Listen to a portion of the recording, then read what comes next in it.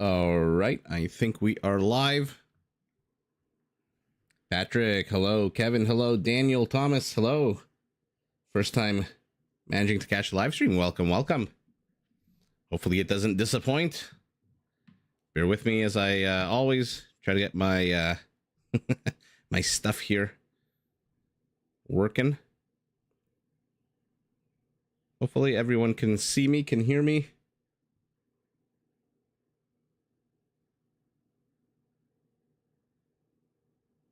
On my end, it shows the live hasn't started. Can you guys hear me and see the screen?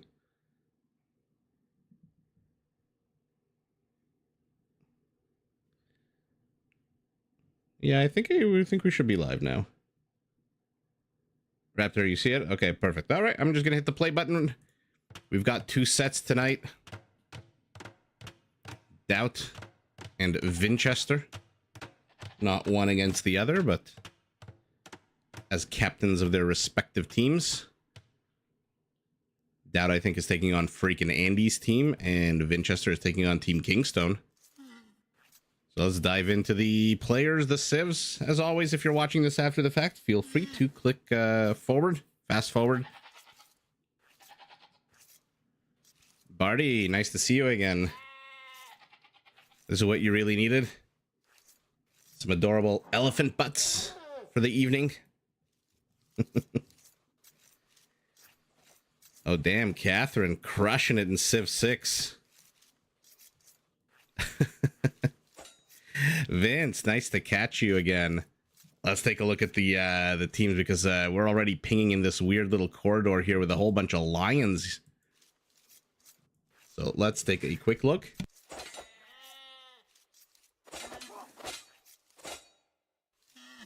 Sorry about that. Had to mute my mic as I sneezed.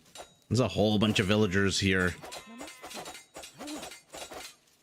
Engage in a big scrum next to Kingstone's base. Oh my goodness, I am just sneezing up a storm. My apologies. Let's take a quick look and then jump right back into the action. Kingstone, ooh, looks like a dead villager for Rono already. Kingstone playing as the Italians. I always love to see the Italians. In blue in his pocket, he's got Dagao playing as the Magyars. In the other pocket, Darvoy as the Slavs. And last but not least, the Nipple Man himself, the Byzantines in gray. Opposite of him, we've got Fox's Dark playing as the Burmese. That'll be a fun matchup. Tur is playing as the Tatars. Vinchester, team captain, playing as the Cumans. And last but not least, we saw him lose a villager a second ago. Rono playing as the Hindustanis. So Hindustanis playing opposite Italians. Ooh, I mean, on paper, the Italians pretty much counter everything the Hindustanis have, right? If you go those super duper powerful camels, they've got Genoese crossbows. If you go gunpowder hand cannoneers or Chattagni, they have condottieri that have a 20 HP bonus against you, extra 10 attack and extra 10 armor. And to the south, we've got the Byzantines, always a threat, taking on the Burmese. Okay. With the Byzantines, always a big question mark how they're going to play it. Catherine, I'm doing quite well. Hopefully you are doing well as well. After you successfully avoided nuclear destruction in Civ 6. Jackson, the only difference I can surmise between Rage Forest and Black Forest is twofold. Number one, Rage Forest seems to have a lot more open spaces. The bases are a lot more open. And number two, there is a symmetry of lakes. And so you'll never have a situation like in Black Forest sometimes where one team has more lakes than the other. So 1, 2 for this team and 1, 2 for this team. Nobody else, no one's going to have 3, for example, if the other team has 2. That's really the only difference I can figure out. Plus the cool Arabia aesthetic is, I guess, a third one. Bula, hello, hello. Hello, hello. You're playing as Rome? Okay. Imagine the Roman Empire had nuclear weapons. They would definitely not hesitate to use them for that Pax Romana. Let's see the north of the map. 1 avenue of attack, 2 avenues of attack. The middle, incredibly ugly. full of a lot of stone, though. Interestingly, not a lot of gold. Actually, no gold whatsoever in these little alleys, except for one patch here. And a bunch of elephants. And the south, pretty much the simplest of the attack paths, just one between the players. By the way, I have been reading up on Reddit and on various social media posts. Apparently, games are crashing left, right, and center. There is a lot of complaining going on right now, so people are expecting an update to the patch very, very shortly. Ooh, you do not have Loom. You do not have Loom, but you are a Magyar, so look at this. Boop. And bop goes the lion. So, I can't guarantee the games will not crash tonight, as they did the last time we saw some Rage Forest fun a few days ago. Because again, there is a whole thread on Reddit, people talking about the game crashing, people talking about how 5 in every 6 games just absolutely can't end or don't end. So I'm not expecting this to be any different. There's nothing special about this map or tournament. They're playing it on just a basic Rage Forest 5 map. Where's that lumber camp or town center gonna be? There it is.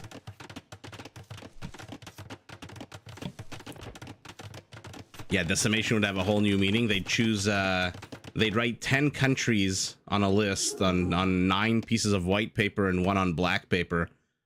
And then the one they pick out of the hat in the black paper would get absolutely wrecked. Although what they did to Carthage was pretty much a ancient version of nuking. Except every 10. Yeah, it's not just a tournament. It's across the board. If you go on Twitter, if you go on Reddit, if you just go on Twitch streams of any streamer, even Survivalist is complaining about it. There's just a lot of disconnects, a lot of freezing, a lot of error generation. So hopefully the games last. Hopefully everything is, we have a fun evening of a lot of battles ahead of us. But I can't guarantee.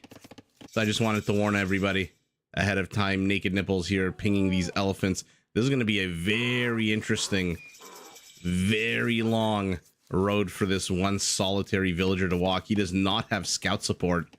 And so we'll see if he can manage to pull the elephants. This might be one of those instances where I would maybe want to build a mill and then a lumber camp afterwards. Just because this distance is... But that's just me. Let's see what... what our Byzantine can accomplish here. No, there was an update about a month ago, and ever since then it's just been crashing non-stop. Got a bit of a tower war here between a Hindustani and an Italian tower. Neither one particularly advantaged in any way, although it looks like Kingstone has snuck in a few villagers.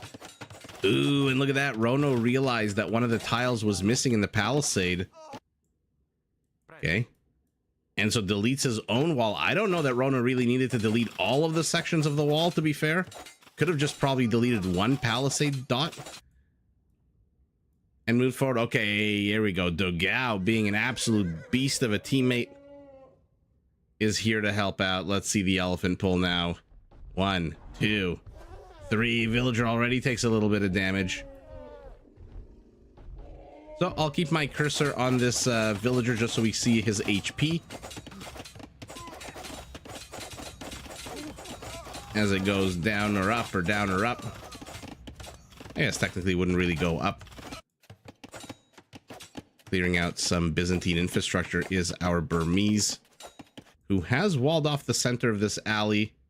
Okay, so all of the avenues of attack have been walled off. Villagers continuing to fight. It looks like our Byzantine elephant hunter is halfway through to his base. Oh, he might take a bit more damage here. No, Dogao being absolute epic with this one scout.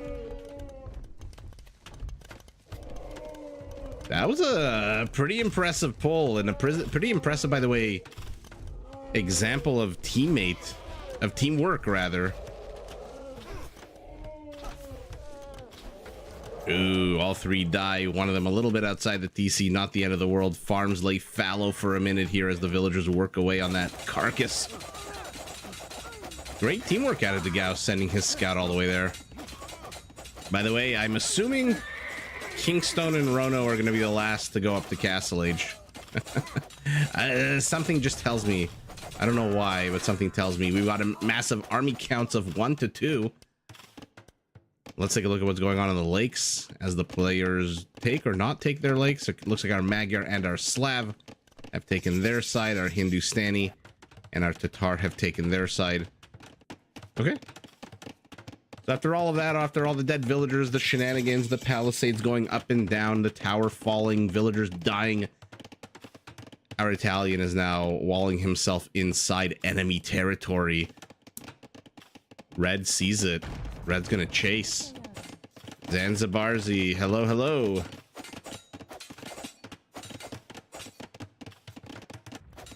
Hopefully you are doing well. Better than those 3 elephants that just got pulled and eaten. 2 extra town centers for our Magyar. What is our Cuman doing? He's plopping down some of those cheaper stables here in the forward position. So he's gonna go cavalry. What do we think? Step Lancer play? Knight play? We'll see very, very soon. Winchester just clicking up now to the next age. Our Tatar is already in the castle age. Is he moving any villagers forward to help his teammate? Not at all. His teammate is building a gate. Not something we see every day here.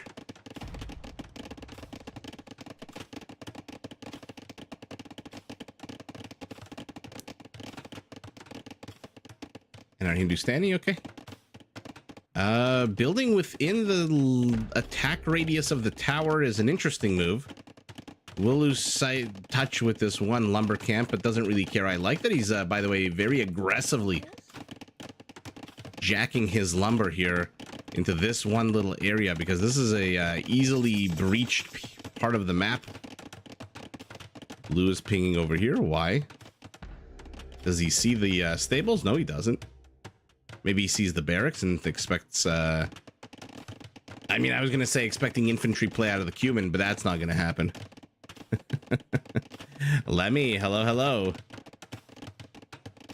Yeah, you did indeed, and you got in at a good time as well. Elephants are being pulled. Elephants are attacking villagers. Oh, she survives with 10 HP. So the name of the game here seems to be Woloffs, our Byzantine in Castle Age, which is with his 30% thicker buildings.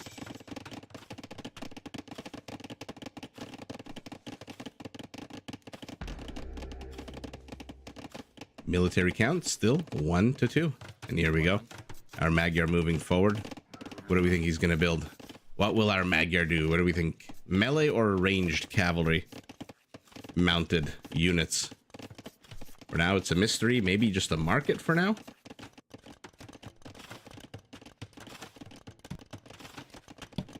Catherine, the plan is to do 2 sets tonight. There's Winchester and Kingstone. And then after that, Doubt and freaking Andy.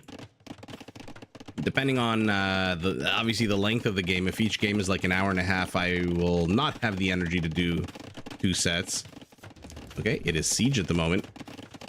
And also depends on whether or not there are any crashes or my computer decides to restart itself, or technology just, you know, does what it does. Assuming everything goes well, I believe we're going to do 2 sets tonight. So should be 6 games, because remember in the round 1, round 2, 3, and 4, before the actual finals of the tournament, it is a play all 3 instead of a best of anything.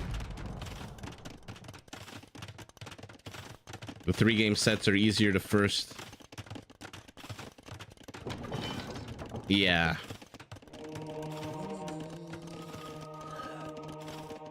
They are. The some of these tournaments are remember Warlords?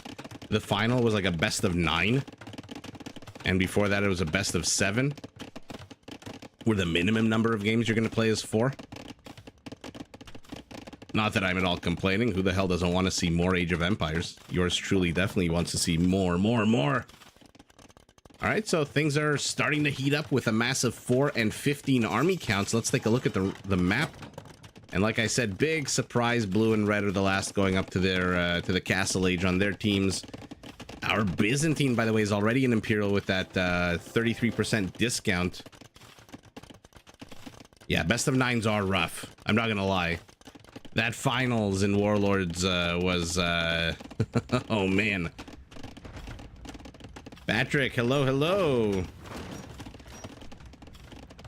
Gee, I wonder, does Kingstone want to get attacked in this way? I don't know. 4? Actually, sorry, there's a palisade wall here. 5 wall offs. I don't know if that's enough. Might want to throw in a few more. Looks like our Cumin. Oh, so it's Step Lancer play for the Cumin. By the way, out of 20 army count on his team, 17 of that is his. So Winchester here putting on the pressure, but there's already more and more wall offs. So to the north, a tower attacking a wall. To the center, a human army very much on the move. To the other center, not much except one villager taking some stone. Into the south, our Byzantine, obviously, first to Imperial. And it looks like everyone but Rono is in Castle Age. He is still a minute away. So on one side, it is Byzantine Trebs knocking down wall off. To the other side, it is Human Siege, which is being shooed away by Slavic Cheaper Siege.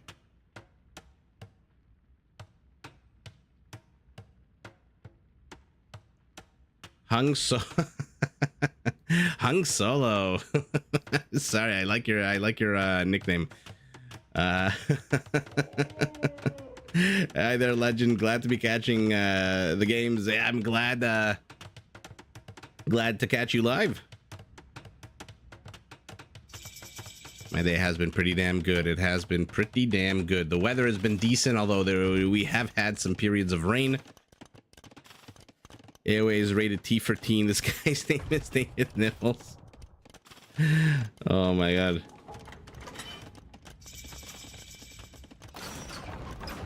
I love that episode with member berries. Or was it a series of episodes, actually? They weren't just in one episode.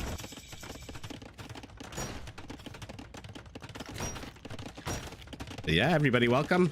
We are approaching that 30-minute mark where players start fighting. Generally on Rage 4 is 0 minutes to 25 is getting your butt up to Castle Age. 25 to 30, you start doing this, plopping down infrastructure. And then the 30-minute mark lately has really been the time when armies start fighting each other. So, oh my goodness, there's a lot of Burmese walling here. Our Cumin is now attacking. Oh my goodness, into here. Okay, so it's melee cavalry for our Magyar and step lancers for our Cumin.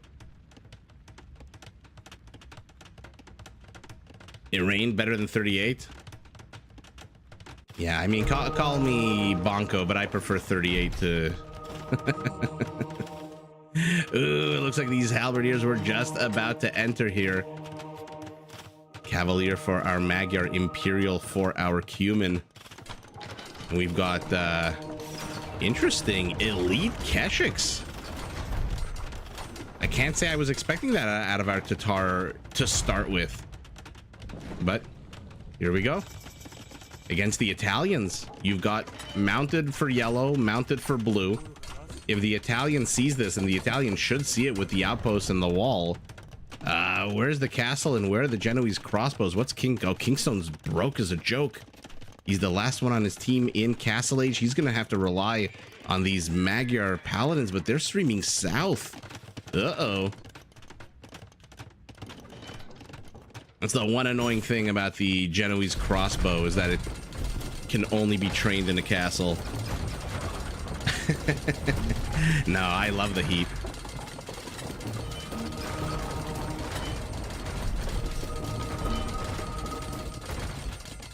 Lemmy, what's your favorite fighting game? I used to love playing Marvel vs. Capcom. If that's the kind of fighting game you're referring to. By the way, if you're gonna mass your army, maybe don't mass it right underneath your opponent's very eyes, so your opponent sees exactly what you have and then will counter it the second you go through his building. Although our Burmese is running away. Okay, interesting. What is our Tatar doing? He has the infrastructure up north. So very strange movement out of both teams.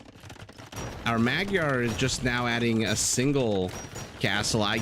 For what? I don't know. Magyar Hussars against Steppe Lancers? Probably not going to work. And our Burmese is here alone.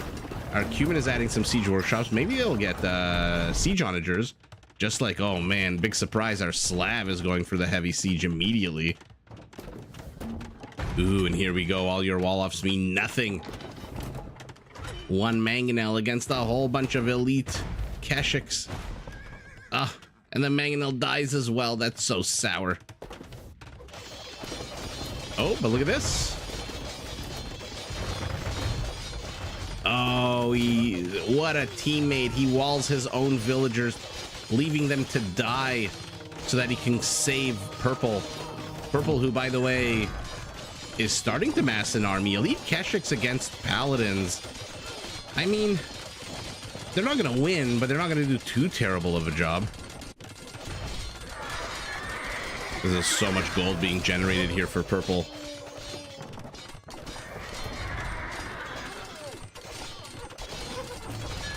They're releasing a Marvel vs. Capcom collection? P.S. Hi, Corey. Marvel vs. Capcom 2 is one of my all-time favorites. Yeah, I know. Give me that Cable support. Give me Venom. Man, I used to love playing that. Oh my god. Whoa, speaking of nuclear weapons, what the hell happened to the Burmese base? It just got wiped off the face of the earth. Look at this. It's just a pile of rubble. But now the Keshiks are kind of, but not really in. A big fat castle stops all of the movement here. But the Steppe Lancers are stacked. And now they're one-shotting, two-shotting. What are they doing? What are they attacking? Oh, there's a paladin behind here. Hand cannoneers again. So our Italian is being very Italian with a big construction project of stone walls and stuff. Our Magyar. Oh, look at that. All of these onagers trying to kill a single unit. They fail. The halberdier moves in. Looks like there's a converted Keshik here as well. It's kind of hard to tell. It kind of looked like a unit in yellow, and I was wondering how the hell did our Cuman convert his own team's Keshik, but no, that is a Byzantine Keshik. So all of a sudden we've got three fronts. The south, Keshiks are taking on Magyar Paladin, which fair enough. They have no real bonuses for their Paladins, but they are fully upgraded, 180 HP. All the available upgrades to them. To the north, our Italian is doing what? He's going up to Imperial. But the real story here is to the 4 o'clock position, where the Burmese base has been absolutely overrun. Do these Slavic infantry units have Druzhina? Yes, they do. Blast radius for, I guess you would call it trample damage, area of effect. One of those. Tatar Castle falls. It's okay, he's got two more.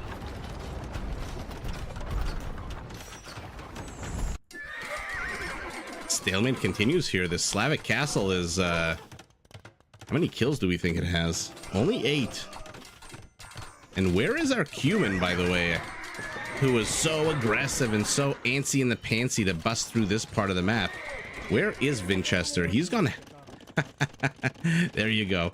I said we're not going to see any Cuman, probably not going to see any Cuman infantry, and our Cuman is going heavy on the halberdiers.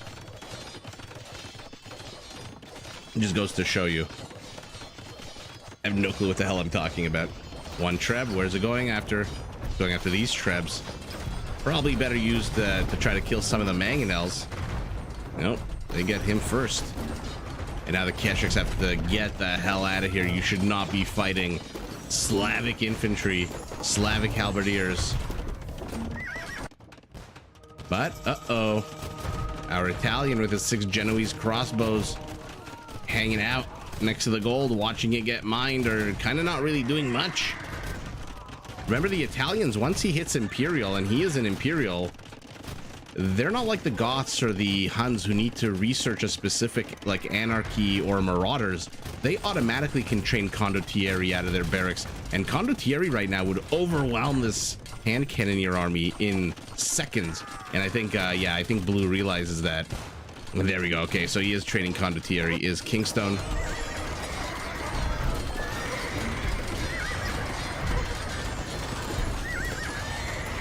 Oh, these siege onagers are killing friendlies and enemies alike. 13 kills, 1 friendly fire.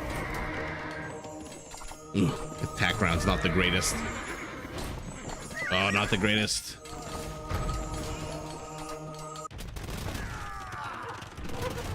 Here we go. Beautiful division of labor here. Blue going up north, green killing the halberdiers. Blue, stop, stop, attack the hand cannoneers. There we go. Look at him surrounding. What a beautiful maneuver. Inserts himself into their midst and then hits the stop button. And that gunpowder army, I've said it before, I'll say it again. Hand cannoneers and gunpowder on its own, they are so weak. They attack on such a high number, 17, but really the speed of attack means they generally don't get more than 1 or 2 volleys off. And now green is body blocking. Green is body blocking the hand cannoneers. And down they all go, but the Keshiks are here. They want revenge. What's going on in our Burmese base, and what is our Burmese doing? He is losing town centers to 1-shot trebuchets. Okay, now 2-shotting. But with green focused up north, purple and yellow and orange are back. Oh, so the Burmese is going halberdier as well. Remember, the Burmese get a progressive attack bonus, or rather extra attack bonus boost, whatever you want to call it, on their infantry. So we're in an Imperial, so he has a free +3, is why you see he's only got forging, but his halbs attack on a +4. Ooh, you're going after the trade, aren't you? What is the trade like? Take a look at the sacks. 110 gold to the south. It's 91. Okay, so Winchester's team with the more lucrative gold route. Oh, and the Keshiks are trying to close in on these mangonels. They'll get 1 probably, right? Yeah. Will we get a second? No. To the north, the Italian base has been secured, and not only secured, but also walled off entirely. But against some bombard cannons, not, well, probably not going to last very long.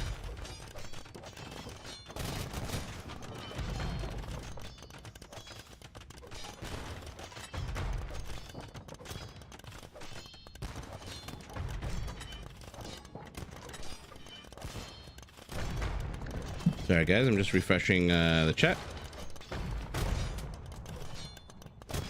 Derek, you missed some fun maneuvers here actually out of our Italian and Magyar combo. Some fancy footworks. You also missed the absolute collapse of Dark's base. Oh, here we go. One onager. Come on, I thought he was going to move south to try to get these trebs. But he's got bigger fish to fry here with these Slavic infantry units. Holy moly. Darvoy has 61 halberdiers queued up. I don't understand this onager. Are you moving south or are you not moving south? Are you going for the trebs? Nah, now it's too late. The Byzantine's here. And he's got cataphracts.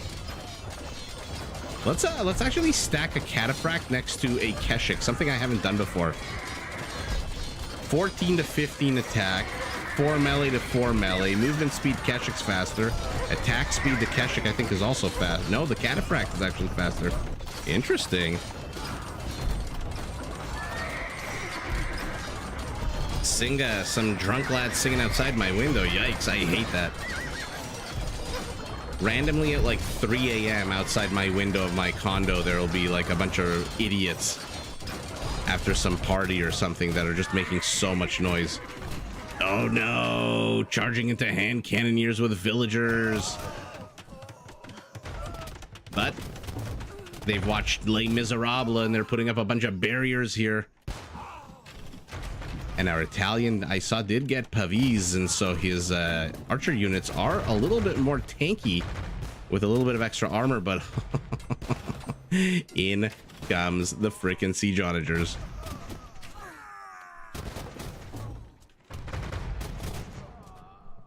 Italians, Byzantines, Slavs, and Magyars. Yeah, they actually have.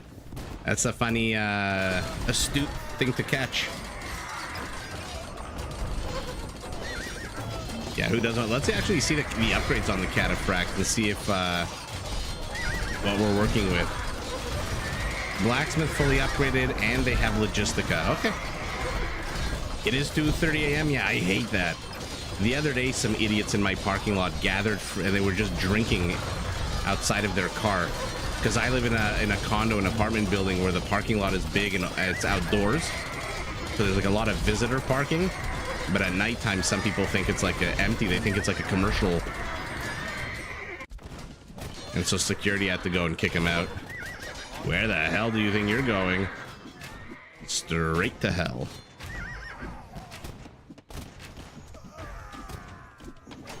Oh my god, Jackson. Jackson, I'm gonna screenshot your message because that's actually what my wife and I did. We threw a shallot at a car that was sitting and blasting music, and it hit their windshield, and they drove away.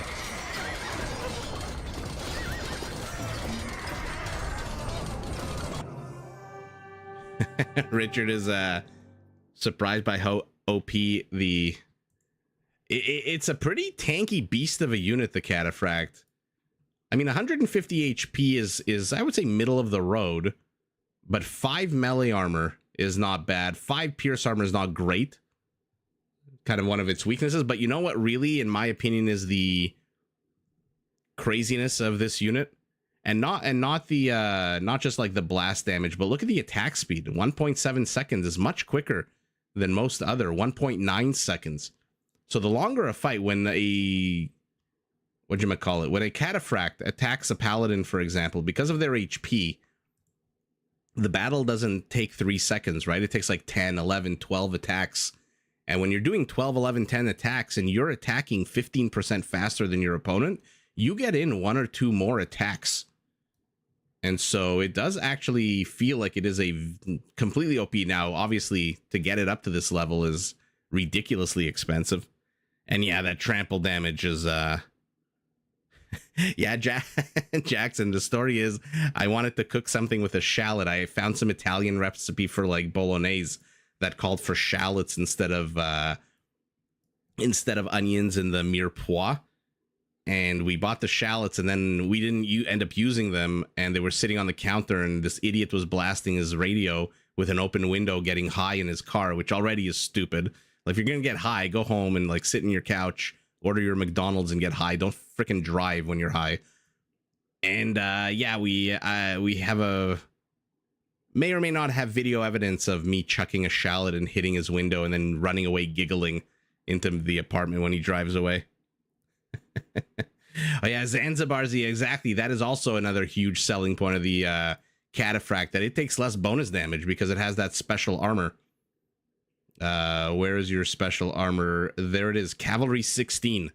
So a halberdier that does 32 damage gets that bonus damage reduced in half.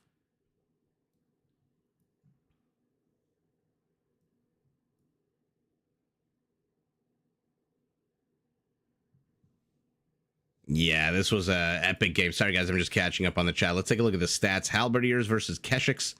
I'm curious to see our the gold count for our Tatar with 300 Keshiks. I don't know the exact rate which they generate gold. It's not as simple as like the Viking one where, you know, you get 5 gold for a villager, 5 gold for a monk or whatever. It's every time you attack, you generate gold. I should probably write it down somewhere what the actual rate of gold generation is. The biggest donor are Magyar, the biggest recipient are Italian. That's how we managed to fight back. And our Tatar, second highest gold count in the game, actually. Looks like it could have been potentially the highest if we didn't count trade, because that would reduce this to 19,000 and this to 19,005. It's possible our Tatar actually generated the most non-trade gold. Very curious. Darva gets the most kills, our Italian the least. Of course, Kingstone was being pressed into. And bear with me, I will load up the next game. Oh, I forgot to put the... actual score up top. Okay, I'll just do that right now.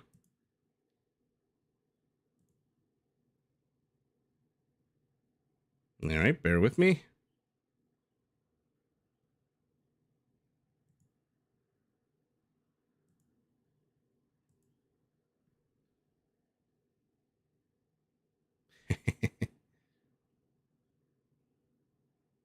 Your comments are always so funny, everyone in the chat.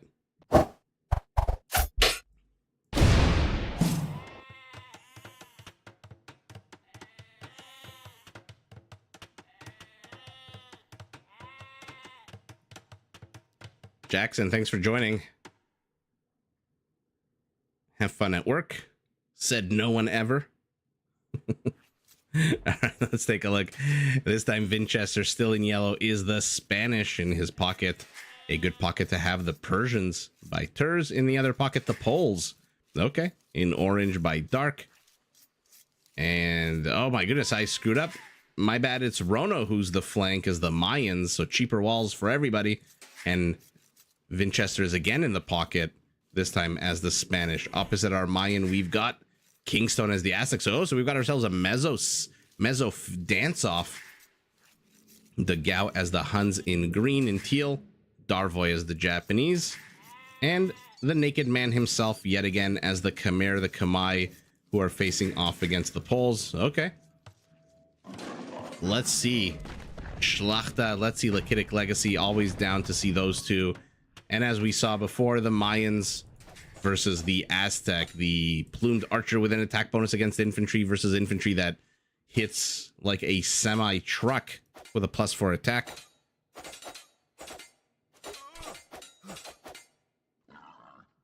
Derek, you think we're going to get to see a lot of heavy cavalry this game? Yeah, I would say definitely out of Team Winchester. I'm very curious to see... I'm very curious to see the battle up north, because number one, you have this annoying lake placed in kind of the offensive position for Rono. Then there's this weird alleyway here, very long, very narrow, in the middle of the map. And then to the south, between our Khmer and our Pole, one avenue of attack, and then another kind of smaller alleyway, which Darvoy is already walling off. Okay. So one avenue has been walled off. This one, I guess our Mayan says, you know what, as long as you didn't get my lake, I'm happy. I'll stick my villagers into a lumber camp and keep them around the area. To the south, they are still fighting over the wall off. Yellow is pinging over here. Why? Because he sees a delicious, delicious buffet of boars. All ripe for the taking.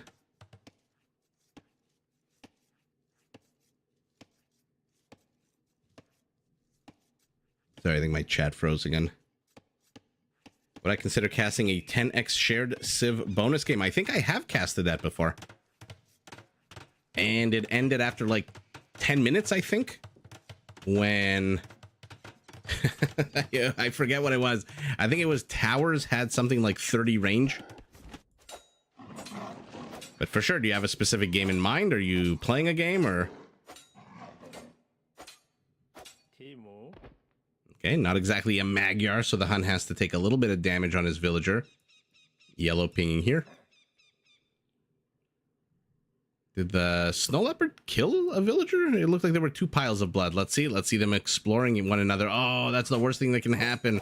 Right as your enemy appears above you. Green's gonna have to be careful. He doesn't know what we know, that his units are at half the HP. So who's gonna die here first? Green. The Gal loses a villager. Is he gonna send another one? Immediately sends a replacement. And Yellow says, you know what, guys? I'm just gonna... I've killed the scout. Not too worried. I'm just gonna wall off the center here.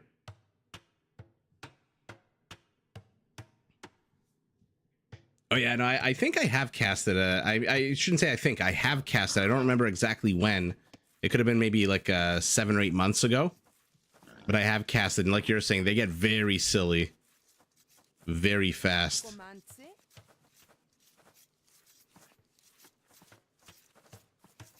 Okay. The villager makes it home.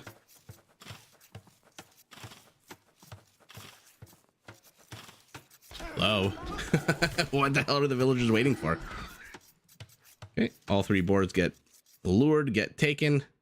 And now green is going to wall this off. Darvoy tried to send his scout through this palisade. That's not how things work. You are not Patrick Swayze in Ghost. And so he has to turn around. Now it is our Persian's turn. Our Persian who, big surprise, has the most villagers on his team. Most villagers in the game, actually. Let's take a look at the wall-offs. 1 down here. 2, 3, 4. What do we think the Mayan-Aztec war is going to look like? Are we finally going to get to see El Dorado Eagles take on Garland War Eagles? That would be pretty epic.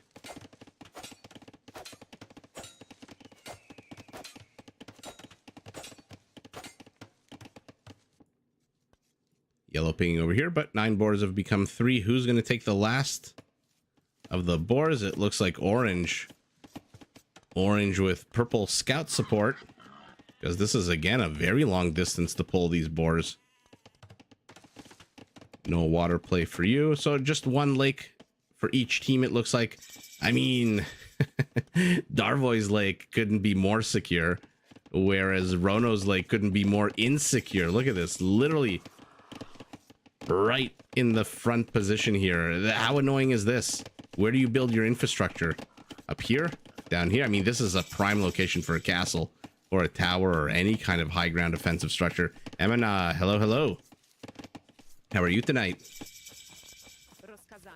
Let's follow this pole villager as she pulls these boars. Where is Terza's scout going? A little bit too far afield, maybe. Oh, look at that. Perfect body blocking.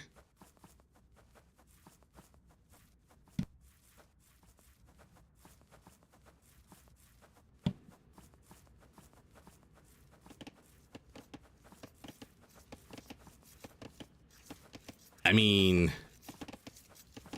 that scout was taking a very wide avenue.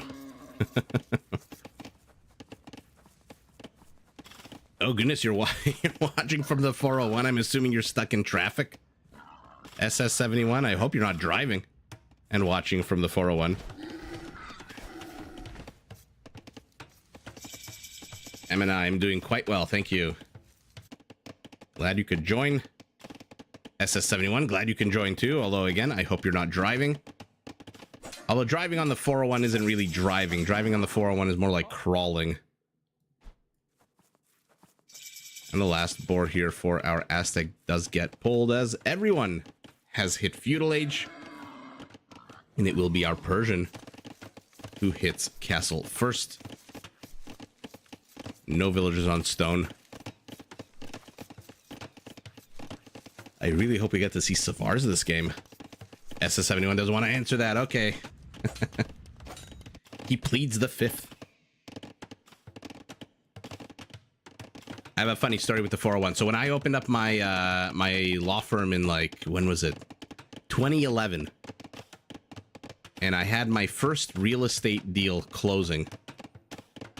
And as part of a real estate deal in Ontario, I was acting for the buyer. And it's my job to send the money to the seller's lawyer, and it's the seller's lawyer's job to send me the keys to the house. And when he gets the money and I get the keys, we close the deal. And then the lawyer on the other side can give the money to the sellers, and I can give the keys to the buyers.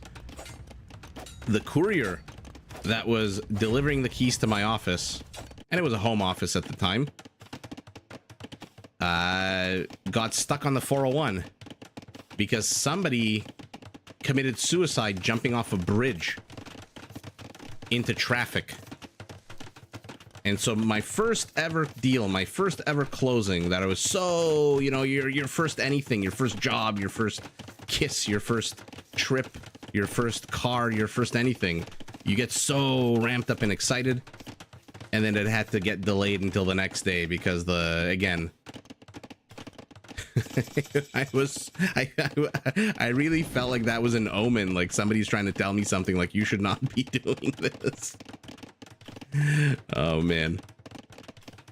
But yeah, we've all been on the we've all been there. I guess it depends which stretch of the 401 you're on, really. To make a long story short, here we go. Players are starting to enter castle. Players are starting to plop down infrastructure. We've got another aggressive play by Vinchester, this time in the shape of a castle and not human siege and step lancers. And why did I think? Okay, here there's some kind of action. And that action is a single pole scout trying to bust in. Why are you trying to bust in exactly? Probably not really trying to bust in, probably just right-clicking it. How many folwarks do we have up and running? Just the one. Second town center for our Spaniard, who prioritized stone expenditure on a castle.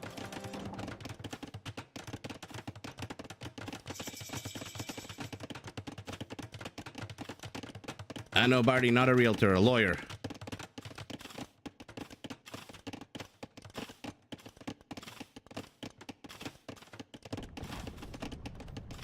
Used to work for Royal York PM. Interesting.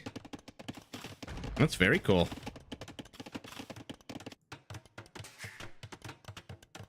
Yeah, that's my 401 story. Everyone's got a story on about the 401. The worst highway in the world. Even California. I remember when I rented a car in LA and I would drive from like North Hollywood to Santa Monica to go to the beach, and you get stuck in traffic. Even there, the traffic isn't bad because there's like 6 or 7 lanes. The 401 in some parts has 1 lane. 2 if you want to count 2. Oh, you're stuck in 401 in Bayview. Yeah, that'll do it. That'll do it. Between Yonge and the 404 is the worst part of the 401 in my opinion. But hey, SS71, at least you have a nice view of all the new condos that are being built, and that big IKEA that's there. And that big Canadian Tire. That's something. Ooh, also something. Is he going to try to cut through the forest? Where is he going with his ballista elephant? Is this the only one he has? Yeah, it is. He's not training a second one, so he's going to try to cut through the forest, but where is he going with this? Purple is pinging over here. Why? Have they seen the castle, by the way? Yeah, they have. It must have killed that scout, right? No, 0 kills.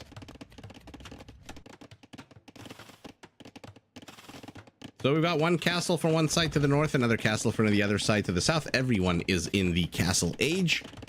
And is anyone hoarding resources? Our Japanese kind of looks like he's interested in going up to the next age. He does have what's looking like a burgeoning fishing industry here.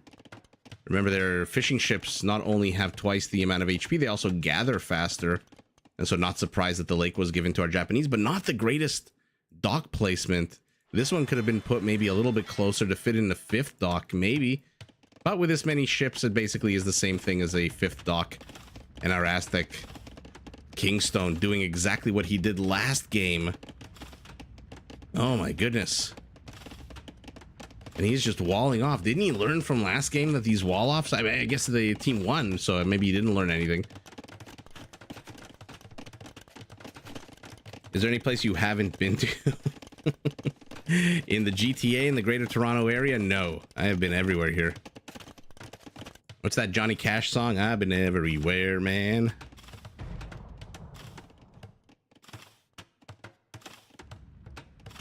Which of the countries I visited that I like the most? Ooh. I would say it's not so much countries that I like as much as cities. And I would say it's a 3-way tie for number 1. Actually, no, sorry. I have a number 1 city that I love, and then it's a 3-way tie for number 2. So the number 1 city that I love the most in the world is Las Vegas. I absolutely love Vegas. It is the greatest city and place in the world. And then tied for second place, I would say New York, Rome, and Berlin. New York is just New York. There's just so much good food, so much to do. Rome is just gorgeous. the old city everywhere you walk is just like a work of art. And Berlin is just so much fun. The food is so good. The nightlife is amazing. And the city is just pretty. No, I haven't traveled that extensively. I like to talk about it. I just have a big mouth. And so it seems like I've traveled a lot. Kevin, I'm kind of a night owl, but not really. Vegas I like because every time I go to Vegas, there's like 20 new restaurants.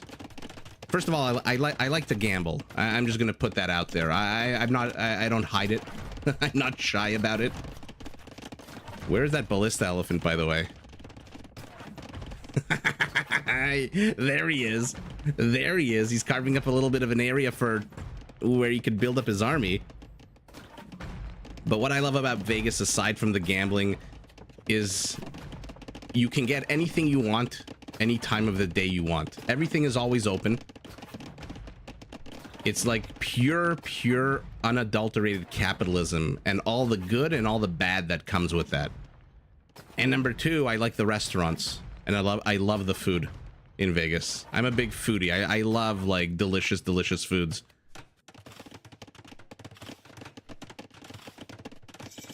Derek, definitely check out Germany.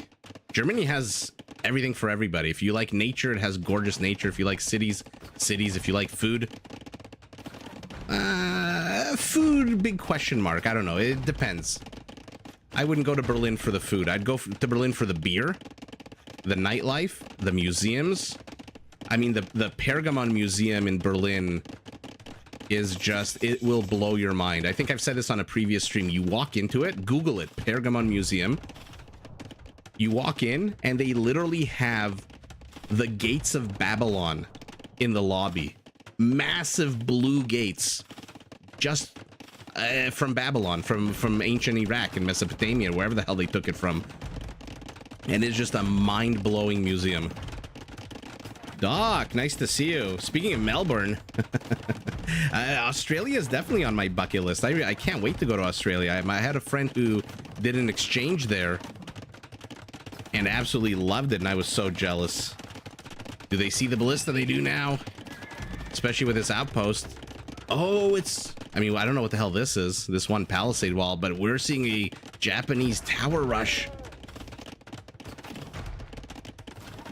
Projectile count extra. We've got Yasima Towers. Korean Pike are about to burst into here, but a conquistador welcoming party is here to greet them. It looks like our Spaniard, by the way, is going to be in the next stage, and here come the Persians. Are they anywhere close? No, they're not. To Savars? Absolutely not. So Teal did an amazing job cutting through the forest here. Derek, yeah, if you're a foodie, Vegas is the place to be. And the thing is, you don't have to gamble. There's just so much. Oh, I was gonna swear. There's so much stuff to do in Vegas that you really don't need to gamble at all. Gambling is fun. You get, you know, points and stuff like that. But the reality is, no, you're not gonna win money. No one ever makes money gambling. if that's your plan, forget about it. Speaking of forget about it, look at the left side of your screen. Holy moly. Upgrades galore. On the right side, we've got paladins for our Hun, who I'm assuming these are stables. Yeah, here we go. So they can upgrade to train Tarkans, but instead he is going paladin. So melee.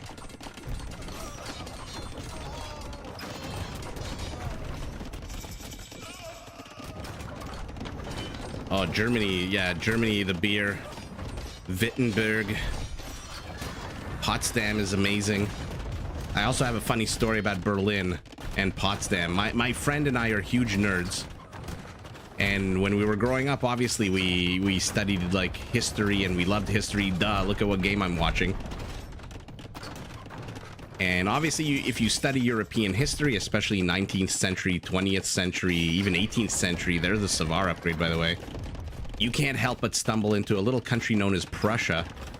And if you study Prussia, you know Potsdam, where all the palaces are. So my friend dared me to break off a chunk of rock, of brick, from one of the palaces and bring it back to him. And I did, but it got confiscated at frickin' well, what's the name of the airport in Berlin? They have two airports. It was the shittier one for Ryanair. It starts with the letter T. I forget the name of the airport, but they confiscated the rock, the brick that I brought. I don't know why. I said I just found it. Maybe they thought I was trying to steal some part of the Berlin Wall. I don't know.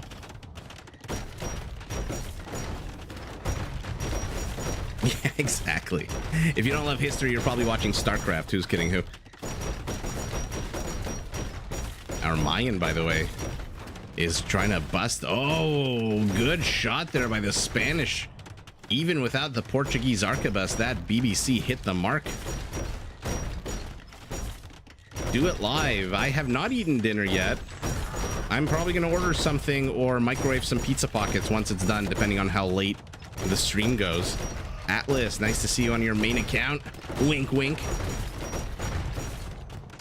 So we're at that 30+ minute mark of the game. Cannon galleon for the Spaniard. Remember, all their gunpowder units fire 18% faster, and these Mayan siege rams are absolutely crushing the Aztec defense. I mean, look at all these idle villagers here for Kingstone. He is getting pressed into in a big way. And oh no, the Persian is using the Khmer path through the forest. Why didn't they wall this off? They walled off this one little part, but nothing else. Why didn't they wall it off? Now you've got Savars in the trade route. I don't think they can catch up to trade carts, though. No, they still move like a paladin, 1.49 tiles. But let's see the south, where you've got the Hun with his strongest unit, the Khmer with his Tegel Airport. Right, Singa, thank you so much. I remembered it started with the T. Ooh, kebabs. Derek, what kind of kebabs? Tell us more. As these Savars mass and absolutely... I think they have a more melee armor, 6 to the 5 of the Paladin. But the Paladin does have 15 more HP. We'll see how it all shapes up. Yeah, those bastards at Tegel Airport, they took my brick. But I did take a picture of me holding the brick. And I gave my friend, I printed the picture and I framed it and I gave it to my friend. Together with a roll of toilet paper for his birthday. Because we were silly and gave each other silly gifts. Chicken, mini bell pepper, and cherry tomatoes. Interesting. Was the chicken ground? Or are you talking more like skewers?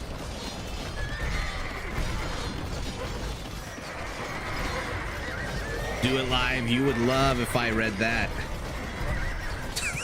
I don't know why they're called BBCs. Unloading their big old shots, their back shots onto that poor ram. Do we have double bolt? Hard to tell. I don't think so. I don't think he has double crossbow, double bolt yet. What he does have is 31 of these guys, and they are mowing. Not exactly the highest kill count. The Ballista Elephant doesn't really attack on the highest amount, but its HP and just the pass-through damage is... They're going straight for the Trebs. Oh, he thought that... he thought the Treb would get the Treb, but no, it did not. Kingstone has collapsed. He has rung the bell and called in the Hunnic reinforcement. The Spaniard is here. 31 kills on the bombard cannon a second ago as one of them gets converted. Skewered chicken thighs. Yeah, Atlas. Exactly. Gifts need to be practical, you know?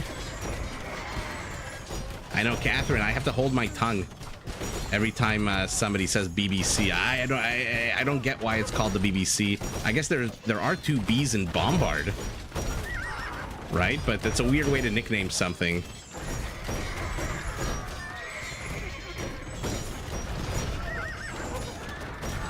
Hey, Llama, I'm actually gonna... Oh my god, I'm gonna use that. Cast of XXXX Empires. Look at this, we've got two really powerful units facing each other. It looks like our Persian is a little shy. Oh, one of the Savars gets absolutely blasted. by that Treb. Obuks are here as well, though. They need to start moving in, but there's not that many of them. How many? Only 9.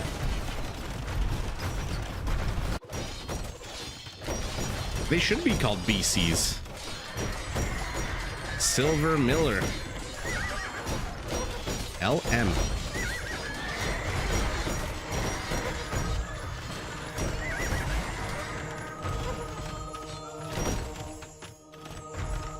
Yeah, I think the community just got a little pervy, which, to be fair, we're all entitled to a little bit of perversion here and there.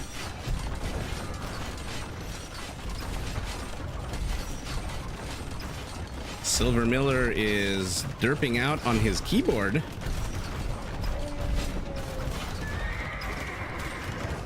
I don't know if you're trying to say mom or because you like chicken thigh skewers. But yeah, please don't spam the chat. The pole castles, I think they are modeled after a famous one.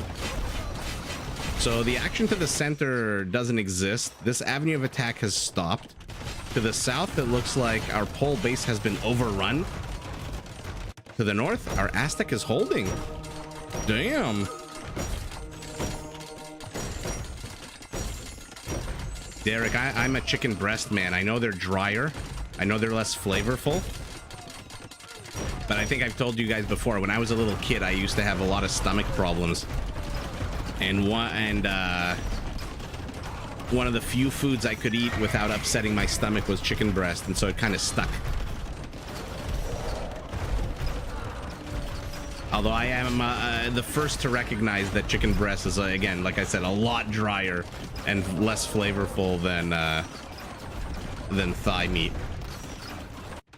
Yellow's pinging up here. Why? What's going on? We've got some Mayan. I mean, I wanted to see eagles. Instead, we're seeing pikemen. I mean, the Aztec is not going to die. Oh my goodness, our Aztec doesn't have Garland Wars. Our Aztec doesn't even have Blast Furnace. What he does have is 7 monks healing the hell out of these units. Oh my goodness, this is like drinking from that Indiana Jones Last Crusade cup of life. These pikemen are not dying. They're just getting healed up more and more and more.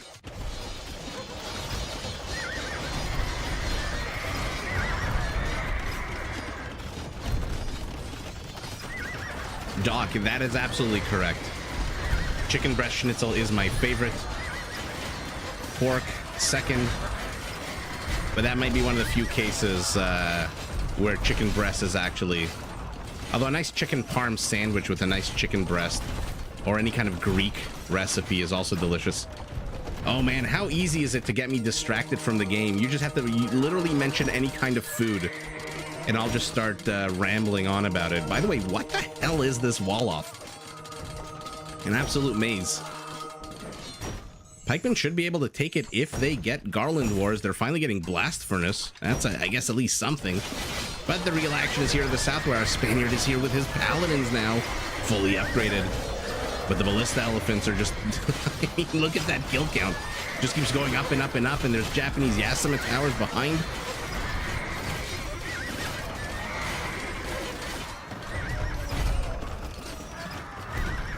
Zanzibarzi, I agree 100%. I think the Aztecs are very much due for halberdiers. If the Burmese can get them with +3 attack in Imperial, the Aztecs should get them with +4 paid for in Imperial. The Burmese get them for free, the +3 attack on their halberdiers. Oh my goodness, the defense is absolutely collapsing. These have to be Cataperuto Trebs. Yeah, look at how fast they pack and unpack. Look at this. Holy shit, in the blink of an eye. We've got 43 Savars. The elephants are moving forward. We are reaching critical mass here.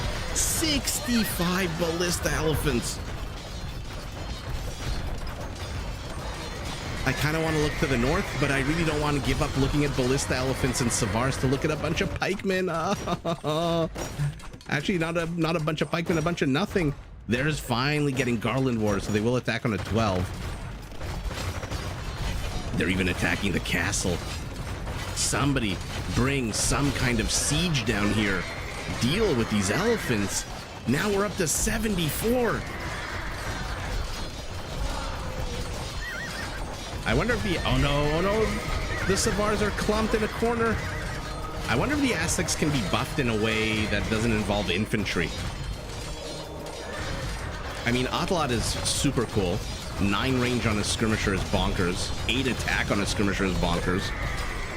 I wonder if there's a way... Their siege is amazing. Their monk line is obviously, in my opinion, the best in the game. So I don't know how else you would be able to buff the Aztecs except for their infantry line.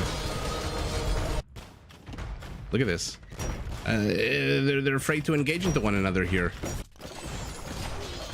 But little by little, tile by tile, Team Winchester is being cleared up here. A lot of Yasama towers. Our Hun is chasing into these Savars. Oh, he's going to find a whole bunch of bombard cannons. Okay, goes after a few of them. And once the Ballista Elephants get here, it is GG. Once that trade route is in jeopardy, I mean, it's starting to look like GG anyway. Look at the army counts. Double for Team Kingstone. And they're ahead civilian population, so double whammy. So I guess the name of the game here is hold the line to the north, while to the south, they wreck their opponent. And now the Paladins are in the trade route as well. Yeah, there you go. So Team Kingstone taking it.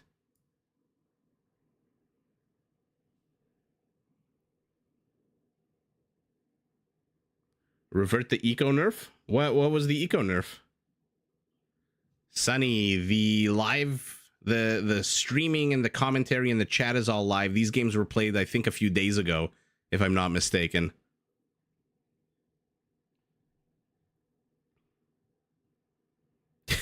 That's why you banned the Khmer. What, you don't want 72 ballista elephants with 15,000 freaking HP barreling down onto your base? I'm surprised. I mean, I shouldn't say I'm surprised. I'm surprised they GG'd with the Paladins in here, but the ballista elephants would have been a lot more scary. 116 to 500 freaking Japanese halberdiers. Oh my goodness. Biggest donor was our Hun. Biggest recipient was our Pole. Not exactly on the same team, but there you go. And most kills got to be the ballista elephant. No, it's our Japanese. I guess when you build 3 or 4 times bigger army than everyone else, where is the army high total? Yeah, look at that army high, 449. No one else is even comparable. Our Mayan. So Team Winchester just didn't do enough damage to the north, and joke's on me. It's actually the Aztec Kingstone who, again, this is the second time he's done this with the wall-offs. I wonder if this is a strategy that Team Kingstone is employing, where on the one side of the map, they just clog it up with walls, and then they push real heavy on the other side of the map. And then they hold the line on one side, and then they run through the enemy on the other side, which is a very viable strategy in 2 games in a row now.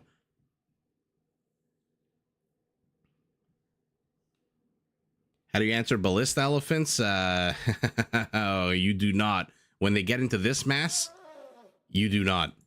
You pray that you can have siege onagers, and you pray that you can have bombard cannons, and pray that you have monks. Remember, you don't need redemption to convert these guys, even though they are technically a siege weapon. The the game classifies them as cavalry, and so you can convert them very easily with especially with the block printing monk with 12 range. These guys' range is pathetic. It's 6, and so a lot of siege.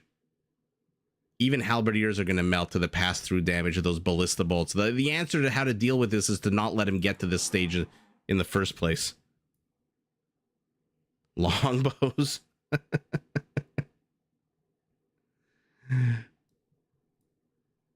Khmer farm eco feels too strong. Yeah, they're... Sunny, this is the first set, and we are about to, bear with me, watch the third game of this set.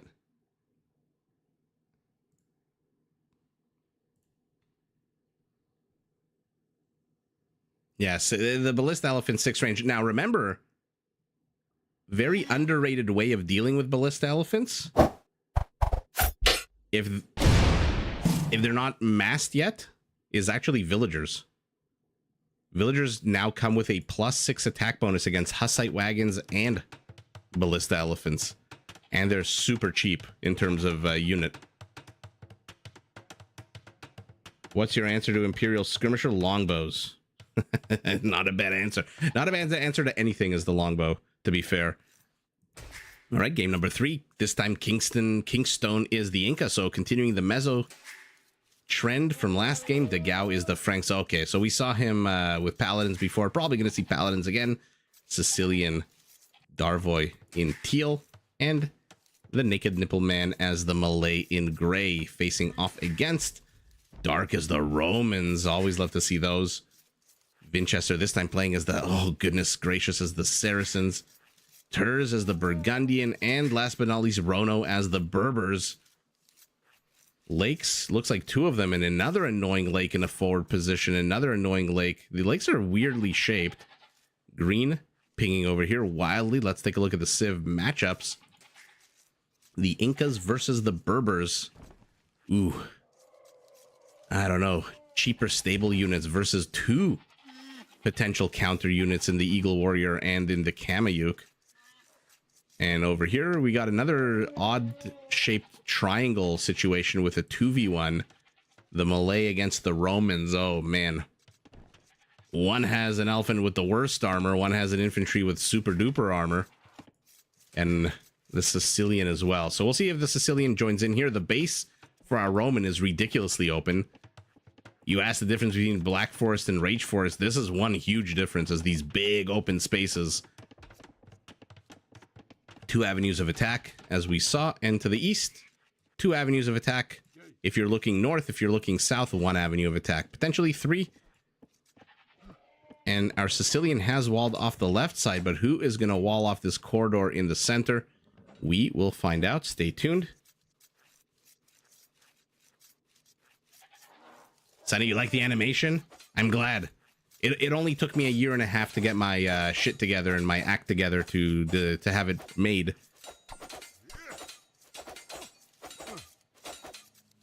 What's the Janissary Hussite wagon counter? SS71, what do you mean? The Janissary is the Turkish unit, Hussite wagon's the Bohemian. I'm not sure what you mean. Hussite wagon gets countered by, as always, siege onagers, or even basic onagers.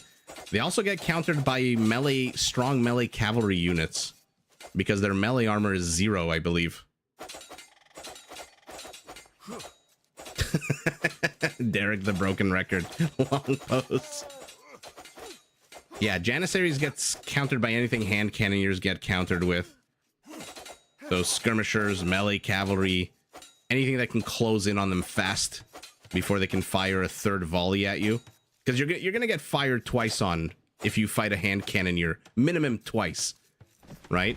Because the Janissary, the hand cannoneer is 7 range, and then the elite Janissary is 8 range, and the Hindustani hand cannoneer is 9 range. But if you're on average, it's basically 7 tiles, which is 1, 2, 3, 4, 5, 6, 7. So this distance.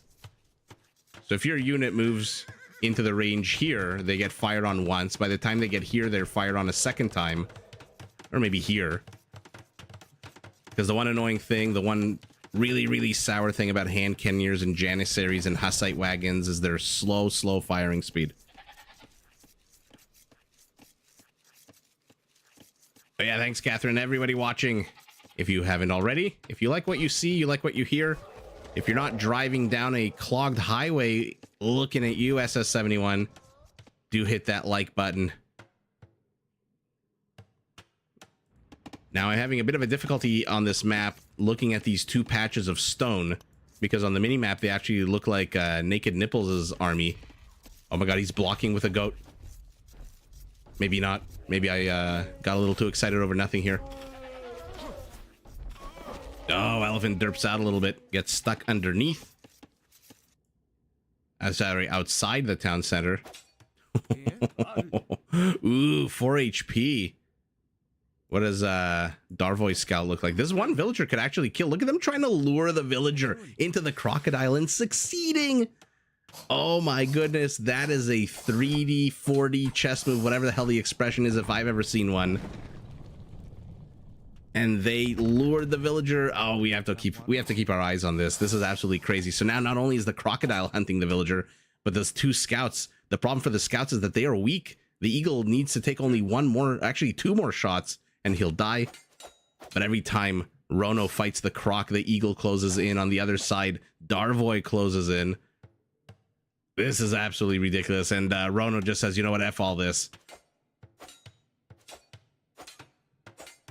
The game has Crocodile. Catherine, that's funny. Oh, my shenanigans abounding. And yeah, it does have crocodiles. It's got snow leopards, Komodo dragons of all things. Oh my goodness, speaking of crocodile, look at him slithering away. But the scout is here, should be able to help out. Looks like Yellow is dealing with some kind of lake shenanigan out of Kingstone. The Incas and the Burgundians on the water. If you say so. I don't think any of them has any particular water-related bonus or feature. This villager is still alive, by the way, with a massive 12 HP, and now he's getting walled in. Oh, the barracks is getting lamed.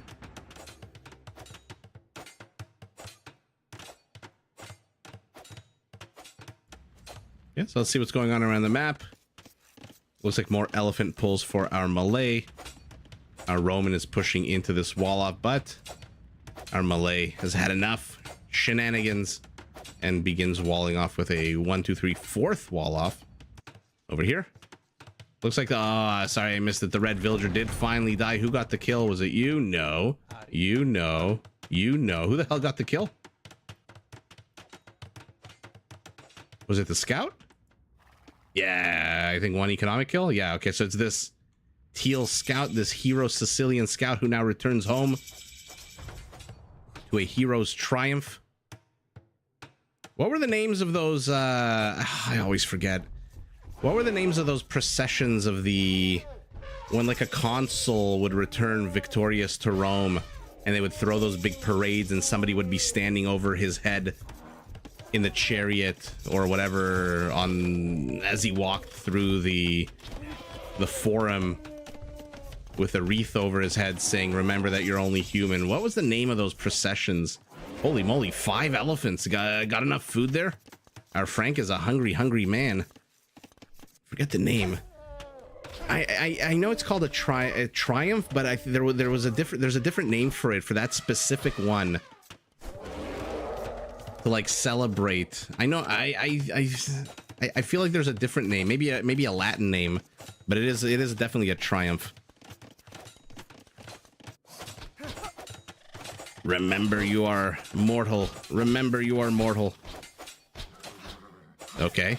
Didn't save the villager, but it's okay. Our Sicilian is here in feudal age, can build a donjon. That is exactly what he does. Is everyone is now in feudal. It looks like it will be purple who hits castle first. And our Saracen didn't even have to sell his stone. Okay. Oh man, Kingstone is really gonna make an issue of this.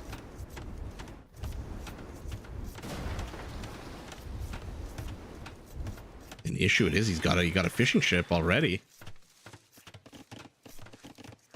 Blue is pinging here.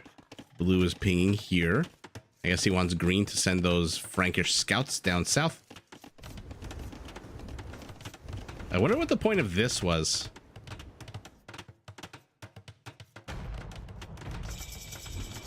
Memento Mori, that could be it. What was the point of this gate? Oh, why do I feel like it's a one-word thing? Now I know it's gonna bother me to no end. It could be Memento Mori, actually.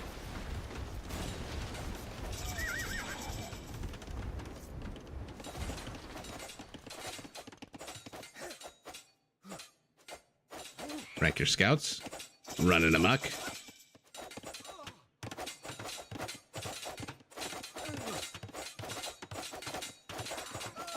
Ugh, there's a bunch of idiots in the parking lot yelling.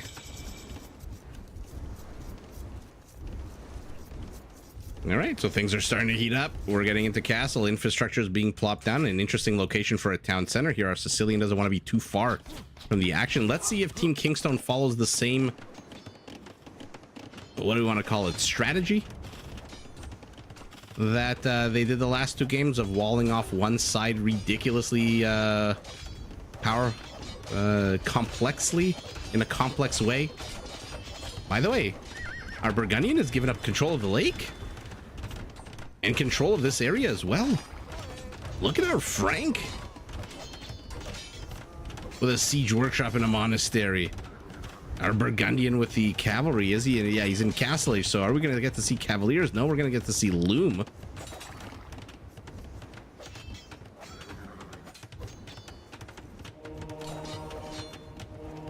Right, Memento Mori is the thing that they would be whispering in the Caesar's ear or the consul's ear. Right. The Latin name is Triumphus. I feel like there's another name. I'm going to remember it. I think it starts with the letter N, if I'm not mistaken.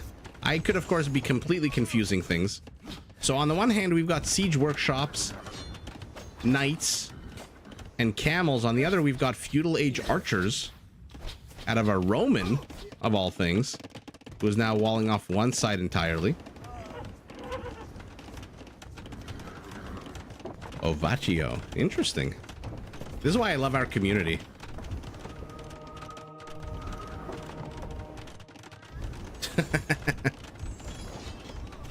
You don't want to read The Rise and Fall of the Roman Empire by, well, who is it? Martin Gilbert? Gilbert Martin? Martin Gilbert? I forget the author's name.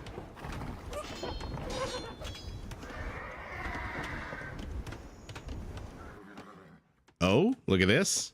The wall-offs have begun for our Inca.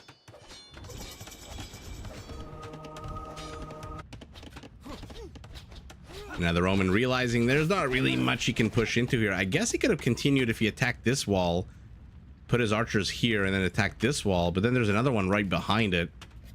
So not too sure what he was expecting to accomplish here. Not too sure why he's walling his villager outside. Okay, realizes it, moves her back in. But for now, our Frank, who converted a camel, then loses that camel to the Burgundians, of all people. So Rono lost his camel, it looks like, to Dagao, who then lost it to Tours.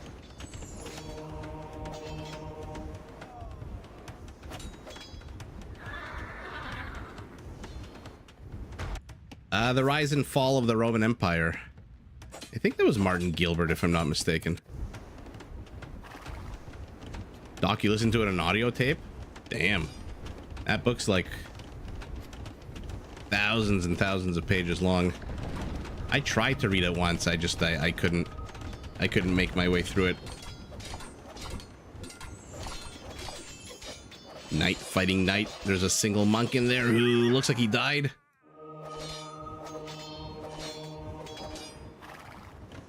More conversions attempted. Slowly but surely, this Frankish incursion is getting yielding dividends.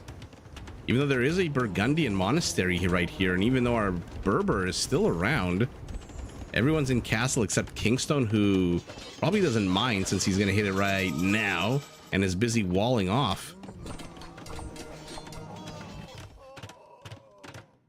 Gibbon! Why did I think Martin Gilbert? Why the hell did I... Did Martin Gilbert write? Yeah, Edward Gibbons. Yes. It is a massive tome. It is a year-long undertaking. Or if, like me, you read at a first grade level, probably a 5-year undertaking. Where the hell is you? What are you going? A Roman tried to bust into here, but there's secondary wall offs he couldn't go through, and now he turns around and runs back home. Oh my god, this thing has 2 HP. Oh my god, shenanigans. Okay, so the Frank has busted in here. We're reaching the 25-minute mark of the game. Everyone's in castle. And yet again, it looks like our Saracen is going to be first to Imperial. No, please, no camels. Let's see Mamelukes. The history of Byzantium. Who wrote that, Derek? That sounds very interesting.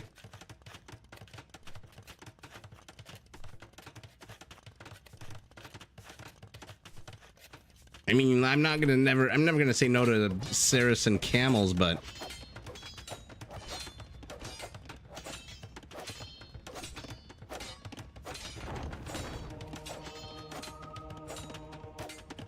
I'm trying to remember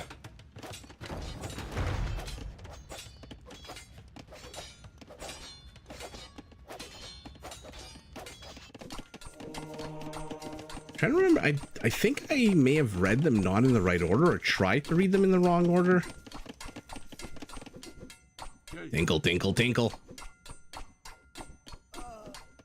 Bye, Berber Pikeman.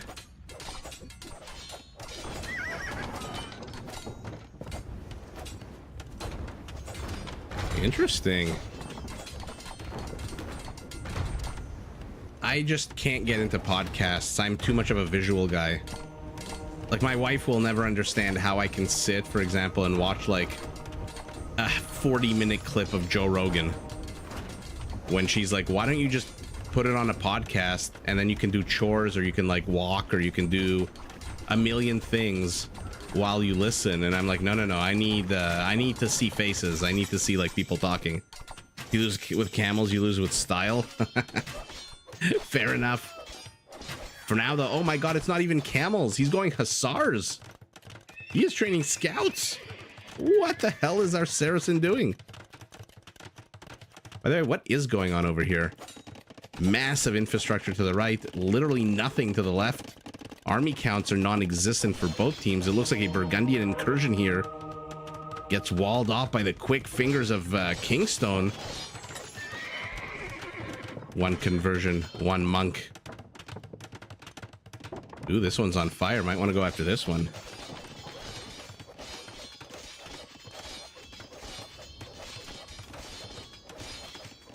Oh, you're allowed to listen to podcasts. Well, yeah, that changes things for sure. I mean, there's a stone gate, and a house.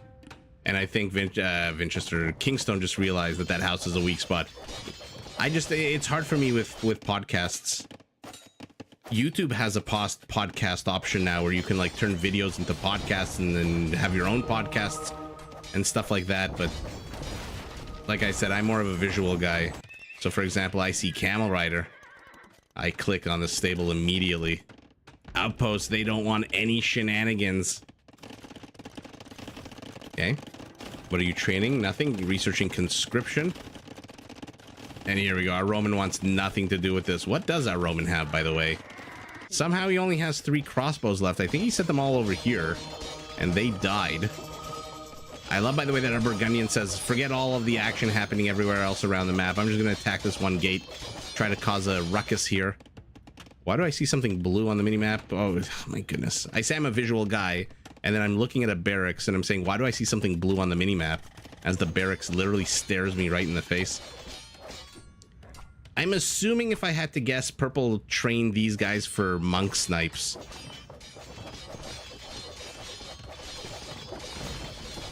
I need new USB sticks. Oh man. Oh, he busted in. How did Kingstone let this happen? He had so many villagers repairing. I guess not enough villagers. Now our Burgundians heading up to Imperial should hit Paladin first. And now our Malay with some Sicilian assistance is busting his way in here. He's going after the smart. He's going after the villagers first. If they can't build walls, they can't repair walls, then those walls and wall off means nothing. Knights in sufficient quantity to kill. It looks like a conversion or two as well. Blue is pinging over here. Why? Does he want some kind of wall off? What is our Berber doing, by the way? 3 town centers. This is the extent of the Berber's army. A militiaman stuck in the ether from the very early stages of the game when he had that villager shenanigans with the crocodile. How weird is that he ungarrisoned his village, his militia, and it's now just delete it. This is a population space you do not need. So let's see what's going on around the map to the left. Uh-oh, the Malay is busted in, but we've got Mamelukes. And there's that Burgundian paladin. The Mamelukes are going straight for the siege. They are so freaking fast. They attack so ridiculously fast. And with, oh, the Sicilian screws himself. And with a melee attack, they will kill all of those onagers in the blink of an eye. And now they're fighting not only with an attack bonus against this unit, but also the weakest of the elephants in the game. Now, the cheapest as well, which is why you see, holy moly, 47 Malay elephants. This is 13,000 HP of elephant, and we're going legionary for orange. Okay, let's pivot back there real quick. Oh, it looks like Kingstone team's infrastructure has been finally taken out here. But Kingstone does have another monastery trade with 56 gold. They're going to try to stop this Frankish tide, which in 2 minutes is going to be a paladin tide. Oh, I want to see the Mamelukes. 47 elephants have become 25. That's the Mameluke for you. How many kills? 28.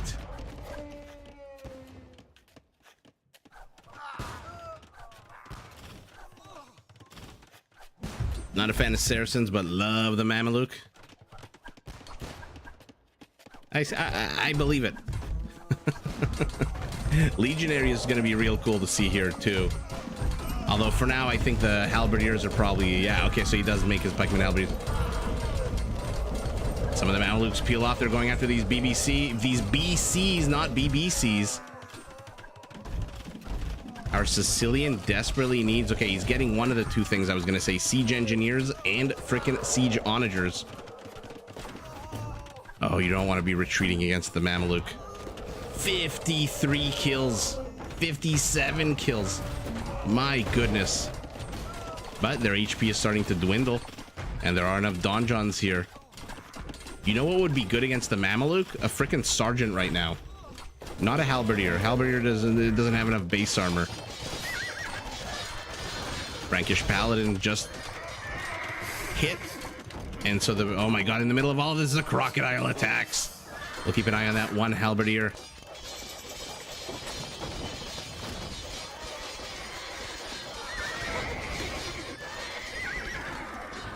Marco, yeah, we are seeing lots and lots of elephants, and those elephants are basically fodder for the Mamelukes here. 29 kills, so a whole bunch of them died. Ooh, karambits would be fun as well. There's Hauberk for the 0 cavaliers that our Sicilian has. And here are those Saracen camels, 170 HP, 170 freaking HP. So we've got the Frankish paladin versus the Frankish paladin equivalent in camels. Let's see them. Come on, come on, head straight for one another. Let's see it. No, I don't want to see your outline. I want to see you fighting. I don't know who wins this battle, to be fair. The heavy camel does come with an 18 attack bonus against the paladin. Although, when you're outnumbered 8-1. Yeah. And more paladins streaming in from our Franks. Tell me he got chivalry. Nope, there's chivalry right now. So 40% faster working stables. So our Roman got legionary upgrade, not a single legionary. Our Sicilian got Hauberk, not a single cavalier. The players are just I guess planning and spending resources on stuff. That's the best thing, the best way I can explain it. Purple might want to move his bombard cannons back. Yeah, you need to have a lot more camels than that to take on the Frankish paladin. Definitely outnumbered here 5-1. That camel's gonna die. And what is our Berber doing? Speaking of camels, the only civ with camels that regenerate HP, and he is going camel archer. Why? You have cheaper stable units. Why are you going camel archer? Rono has decent food and gold. The heavy camel upgrade is not that expensive. Why is he going camel archer? No, let's see a big fight. They've deleted their walls. What's happening on the second avenue of attack here? Roman scorpions are attacking donjons. Does he still have that one siege tower? Yes, he does. It still has 2 HP.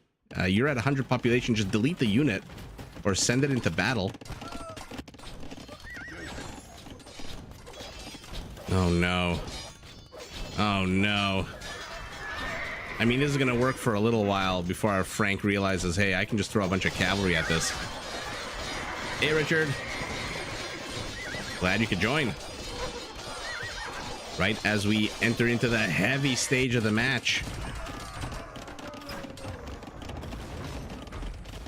I'm really surprised the Malay went in full elephant here against a civilization like the Saracens. Really surprised. As cool as this unit is, the lack of armor and the bonus from the Mameluke is just way too good. Oh my god, it springs into action. It springs into action. The 2 HP siege tower. Don't call it a comeback. Oh no, no, no, no, the trade, the trade. Not the trade. Oh my goodness, the kill count on the Mameluke is supposed to be like 100 now, 56. Right, here we go. And I knew it. Our Sicilian. Looks like he called a crusade. Look at that base armor on the sergeant. He needs a siege onager. Oh, it dies before it can become a siege onager. He needs to keep it alive for 13 more seconds. It dies. His second one dies as well. What is this one freaking siege tower doing? And now the Malay says enough's enough. But now he's facing Mamelukes with ballistic scorpions. And there is ballistas. We're just gonna make these scorpions, I believe, attack 33% faster. And the sheer volume of those discounted 35% cheaper elephants. The attack is a little disjointed. I would have maybe waited until the siege onager came into play. Let's take a look what's going on here. Somehow our Berber has managed to push back 35 kills. Let's see if the siege onager can get anything done. 2 of them died of bombard cannons. The Mamelukes are still here. Do you have committed tensies? No committed tensies on the legionary, and another onager dies.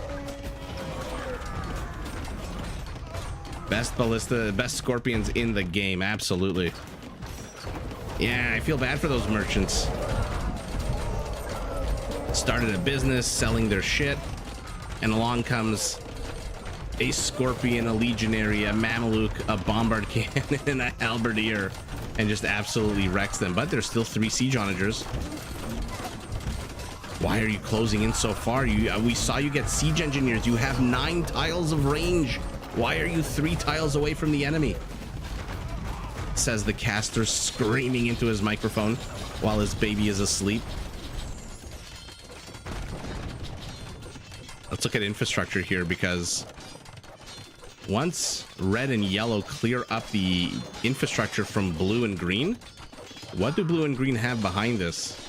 Not that much, actually. Degao has no gold. Okay, he sold all his stone.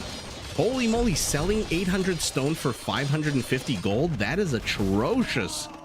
It should be the other way around. 500 stone for 800 gold. Who has been selling their stone this entire time? Oh, Mamelukes get flattened. And this is where things get a little dicey for the Mameluke and its shitty 3 range, trying to engage into donjons, halberdiers, and siege onagers.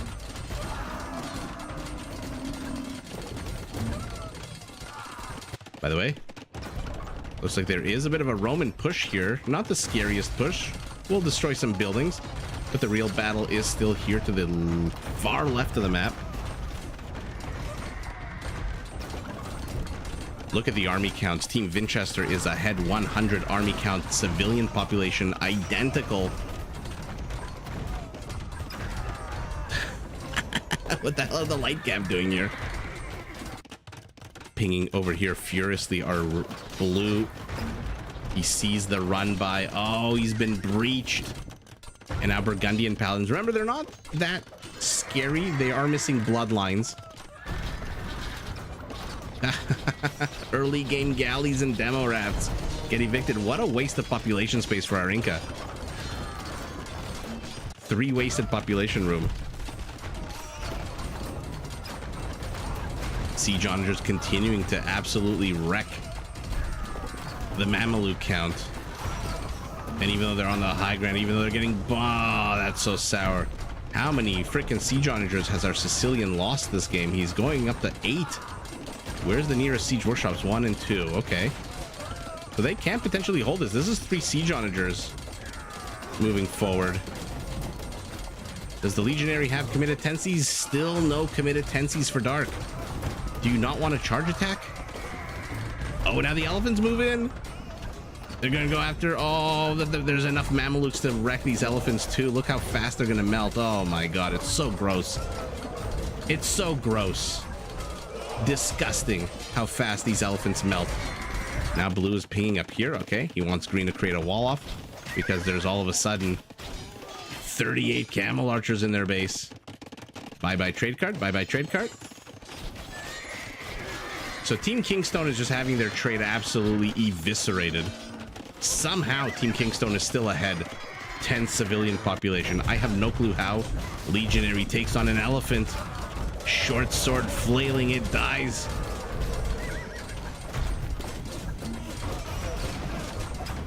Darvoy needs to micro his onagers perhaps a little bit better, or perhaps deal with this threat of bombard cannons. Infrastructure being cleared up. It looks like a path has been cut. An attempt was made. And Winchester team gets a notch. Wow. That was a pretty cool game. That was a pretty damn cool game, but ultimately the trade for Team Kingstone was just getting way too wrecked. I mean, if you're going to trade, you're going to have to clear up some infrastructure. This is way too clogged. No wonder the trade carts are going this way and not this way. Imagine if the trade carts were routed up here. Where even are the markets? Oh, they must have deleted the markets. Unless I'm missing something. There are two right here. The honor victory, exactly. 175 Mamelukes. You know what my thumbnail for tonight's video is going to be. Biggest donor is our Frank. Biggest recipient, our Malay. And most kills, got to be the Mamelukes, right? Yeah, the Saracen. By a mile. Holy. 130 fewer kills for number 2 place. That was epic. So Kingstone's team, I guess they couldn't really follow the same game plan of walling off, because in this map there were 2 avenues of attack on each side. And Roman did clear up the castle, the Sicilian castle here, the Malay castle that was here. The donjon looks like it fell as well long ago. And wow, what a fun set. Let's move on to the Doubt frickin' Andy set. Bear with me as I set that up. I mean, what do you do? The Malay had options of what to do. I'm not going to say what do you do, but when the Mameluke just absolutely wrecks the frickin' elephant, and that's not just the Malay elephant, it's every elephant unit. They're so good at taking down elephants. So I just have to rename the teams, bear with me. There will eventually be some cool animations and stuff like that happening while the that screen is playing.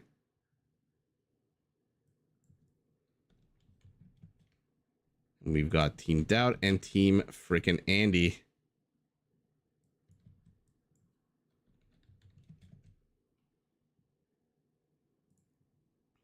All right.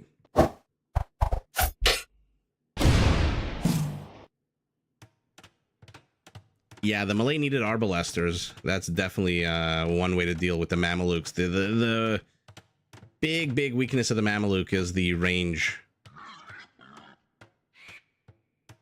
Just bear with me, guys.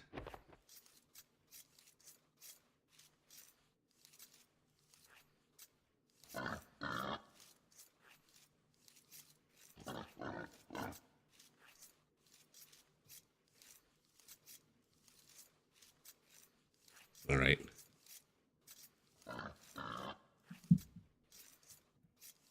As the Piggly Wiggly. Oh yeah, Mamelukes are ridiculously powerful. Let's take a look at the players. The team's Doubt playing as the Byzantines in gray in his pocket. Target as the Slavs. Saps as the Magyar in green. And last but not least, Timo as the Romans again. Okay, let's see how he plays the Romans. On the other side of the map, we've got Combi's Fire. I believe Fire's from the Combi clan in Mexico. There's the Vietnamese in red. Acro 17 is the Tatars. Frickin' Chris as the Sicilian. And frickin' Andy as the Lithuanians. So Lithuanians are facing off against the Byzantines. Okay. 2 civs with interesting spearman line features. Romans are facing off against the Vietnamese, so I mean, heavy Scorpion and infantry, I would suggest maybe Scorpions and infantry to take on elephants or any kind of archer play, but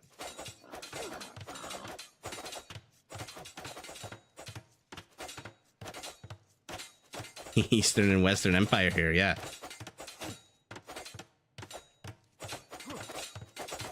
One person says Team Dow. Singa says go freaking Andy with the flag of Austria.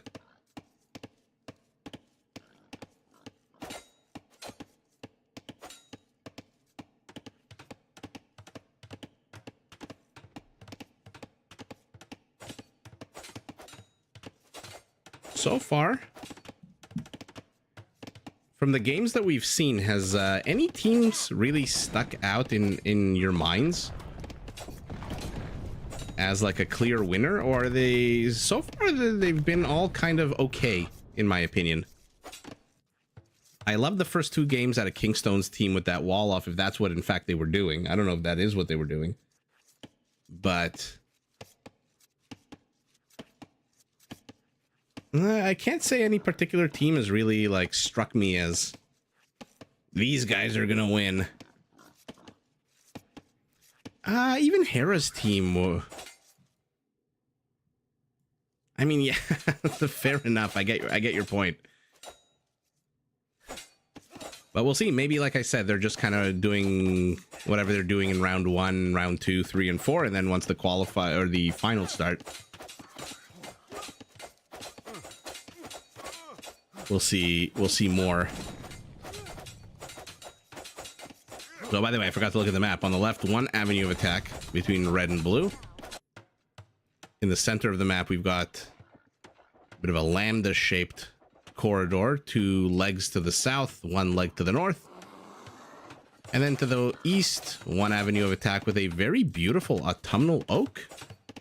I love the autumnal trees on this map. That and the birch are my favorite.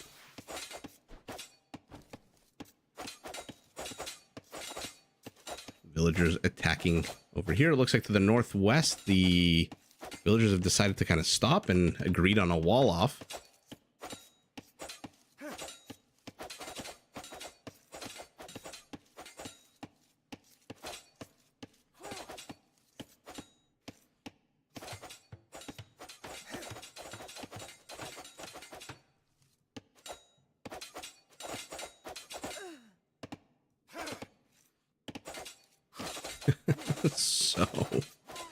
so much wasted time.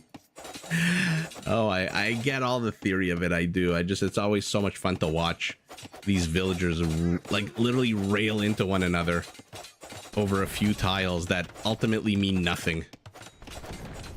Even last game we saw Kingstone and his Frankish ally press in and ultimately availed them of nothing. I wonder if there is some kind of way to analyze these games one day when maybe AI is a little bit more in the know when it comes to video games. We can ask the AI to quantify how many times when villagers fight like this does it actually lead to a game-changing result.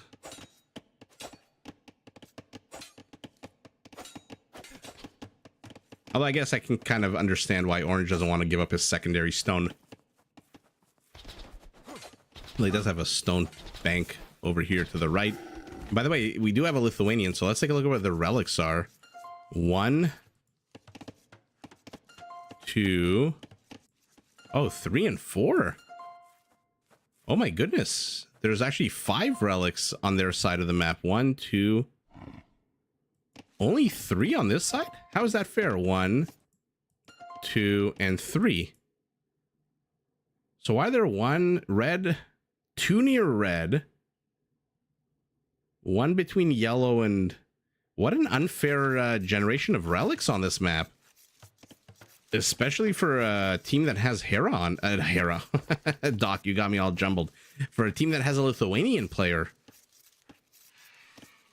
Green ping over here. He must have seen the wall off and said, okay, now it's our turn to block that in. That's a little weird. I don't think I've ever seen 5 relics on one side and 3 on the other. 4 to 2 if you're counting actual attainable relics in the immediate present. Let's see, target.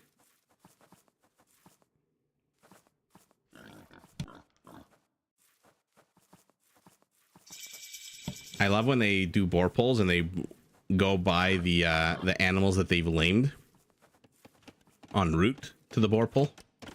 So this shouldn't be too hard for him. Oh my god, did he just attack the boar with the scout? What was the point of that?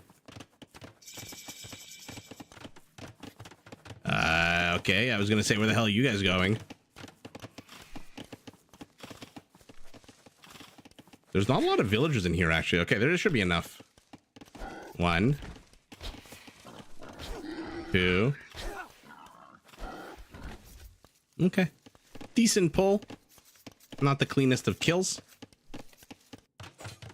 Says the man who's not playing the game. Now a tower going up for the Roman as well, so it's going to contest this red Vietnamese tower.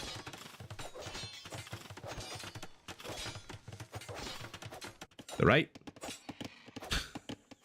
After all of that, you ended up walling here anyway. Like I said, one day AI will be able to analyze these games and explain what the actual impact of this kind of shenanigans actually is. Because I honestly, I suspect this one giant waste of time, just like lake laming. Speaking of, where are the lakes on this map? So Gray has a lake, our Byzantine, which tells me there should be a lake to the north. Yeah, next to the relic, the snow leopard, the stone, and the gold. Okay, so again, another map with very few lakes.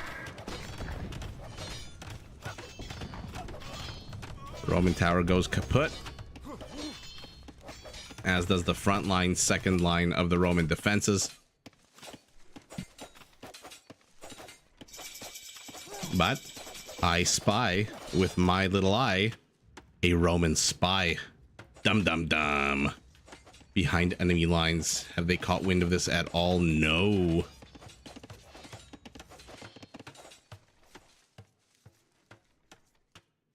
See what he pumps out of here. A scout. And what's this villager gonna do? Timo, he has the resources. He wants to build a lumber camp. I don't know. I'm spitballing here. Hey, Derek. And 3 relics surrounded by forest. Where's the third one surrounded by forest? I see one here to the bottom and one here on the right side. Where's the third one? Is there a third one? Oh, now they discovered the Roman.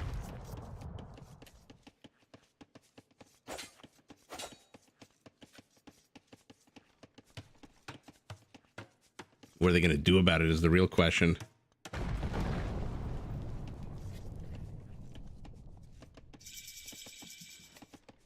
Sorry, guys, the chat again. I don't know why YouTube keeps freezing the chat. I might be Derek number 3 tonight, actually. No, you don't know. No. I'm thinking of the last live stream. Well, this certainly is one way of dealing with your opponent's infrastructure.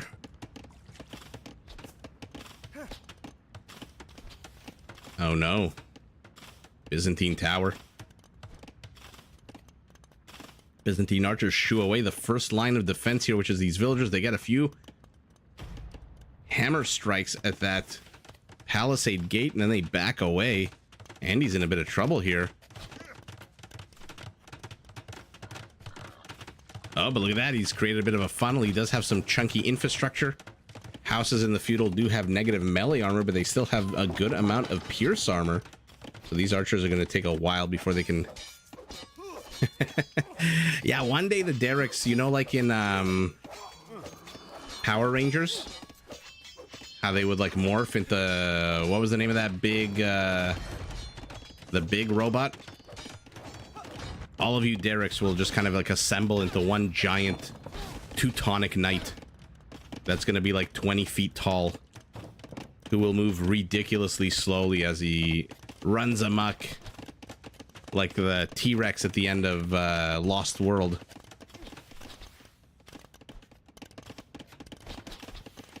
Yellow's pinging over here because there are red spearmen. Oh my goodness. So shenanigans already in game number 1, because we have Doubt here, and even though it's not exactly Doubt who is performing the shenanigans, even though he is moving forward with his Byzantine army, just his mere presence invites shenanigans.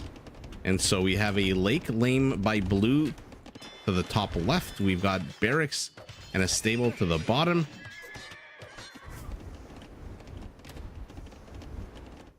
Prohibido olvidar. Saludos desde Argentina. Bienvenido. Saludos desde Canada.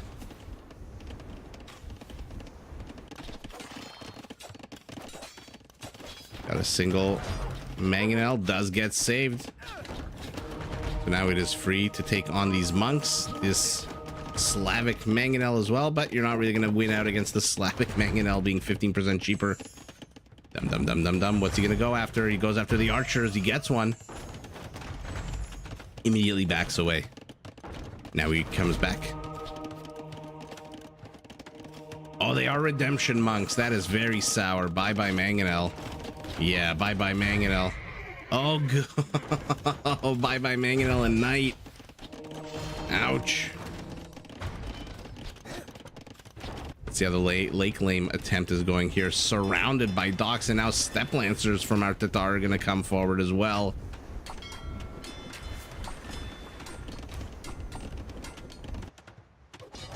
Barracks is down. The men-at-arms are now working away at this stable. What are their upgrades? 0. Bubkiss. Oh no. I mean, that's definitely one way to deal with infrastructure, is get frickin' redemption.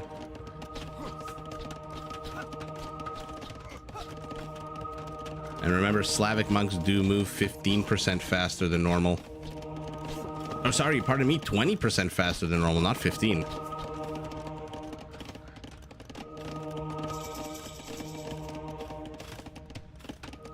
So are we seeing a smush? I guess you could say this is a smush. Oh no. Is he blocking his way here with the scout and the archer? I think he's blocking his way because of that beautiful tree that I was fanboying over. Oh, that's so sour. Doubt, get the hell out of the way. Okay, now he realizes it. Okay, so blacksmith is now Slavic. Market is now Slavic. Houses are... Oh my goodness, did he converted the siege workshop as well?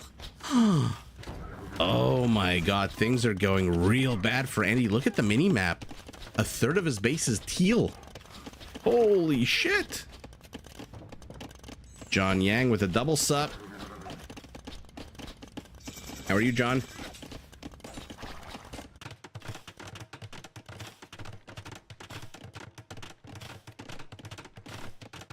Blue gets his castle up and then goes back to his daily life. Looks like there was an attempt to get a castle up here. That didn't go well. Looks like our Vietnamese may have lost a bit of stone putting that castle up. Stable still here. Doc no longer with us. Not that Doc, not the Doc in the chat, but the Doc with a K at the end. I mean, you might as well convert the houses if you're not going to do anything with the monks, right?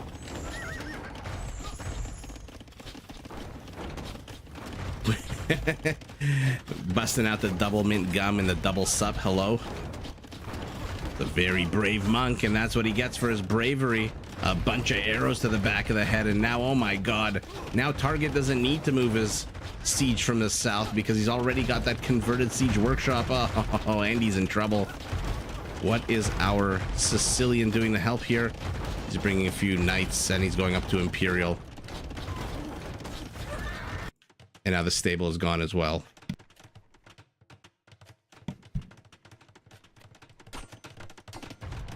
Okay, so stalemate developing to the top left of our screen. Stalemate in the center.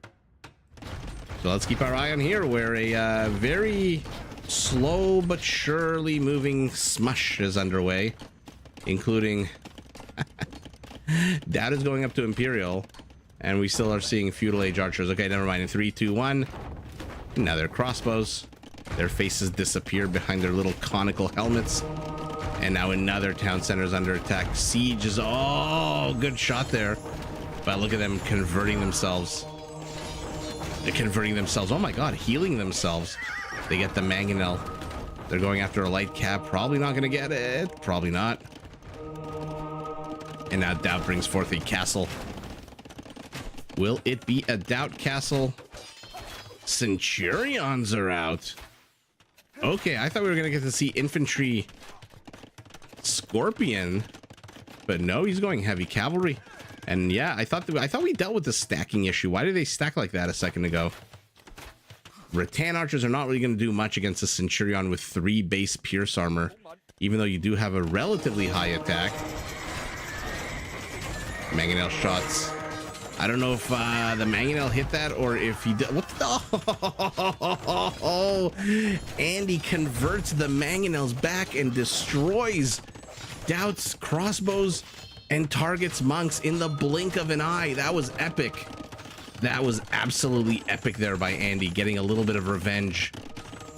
Looks like Doubt relocated his castle over here. That was absolutely epic. Yeah, ouch indeed. I'm gonna make a note of that. I'm gonna have to make a short out of that. I'm writing on a piece of paper right now. Doubt versus Andy. Game 1 at 29 min. Mango convert orange. By the way, remember, not to get off on too much of a tangent as we are hitting that time of the game where action starts going, but remember the episode of The Office where Michael has to give a speech to Karen's branch, and he has a whole system. Oh no, it was when he was giving testimony in Jan's sexual harassment case against Dunder Mifflin, and he was going through his mnemonic memory device. Diz Ray, it was a pattern of Diz Ray Spect. That's what my notes are like. I wrote Andy Orange Doubt Game 1 29 min. They exhibited a pattern of Diz Ray Spect. But it was also when he was giving that lecture to the other branch with Karen, where he was like, I'm perfect at remembering people's names. Fatso, Baldy, Glasses Face. Leonardo Carell missing the sour quotes here, but still Elo Arabia Gasling. Oh damn, Leonardo! Thanks for the super chat. I'm glad. I'm glad I could actually help with the with your game knowledge and stuff. That's cool. 1600 Elo is pretty freaking high Elo. Remind me never to play you once I start playing on the ladder. Maybe you can train me. Me and my old fingers. I appreciate the super chat. Thanks so much for the awesome comment. And I believe that is an Australian dollar, so we have another fellow from down under.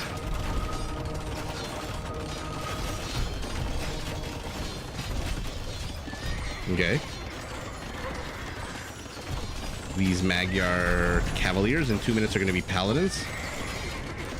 Treb on Treb violence. It looks like Andy, despite the fancy maneuvering with that one little conversion, has been displaced, and now he's got 1, 2, 3 town centers just north of here. But oh no, Sicilian Castle falls.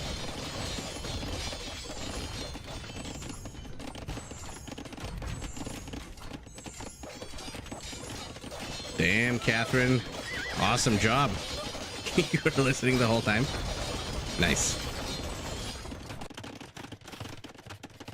Okay, Timo is playing, I don't know what, SimCity Maze Runner?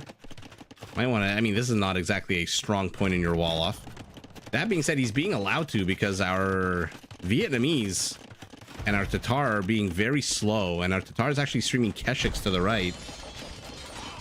Wow, Leonardo, you know, it's actually quite heartening to read your message.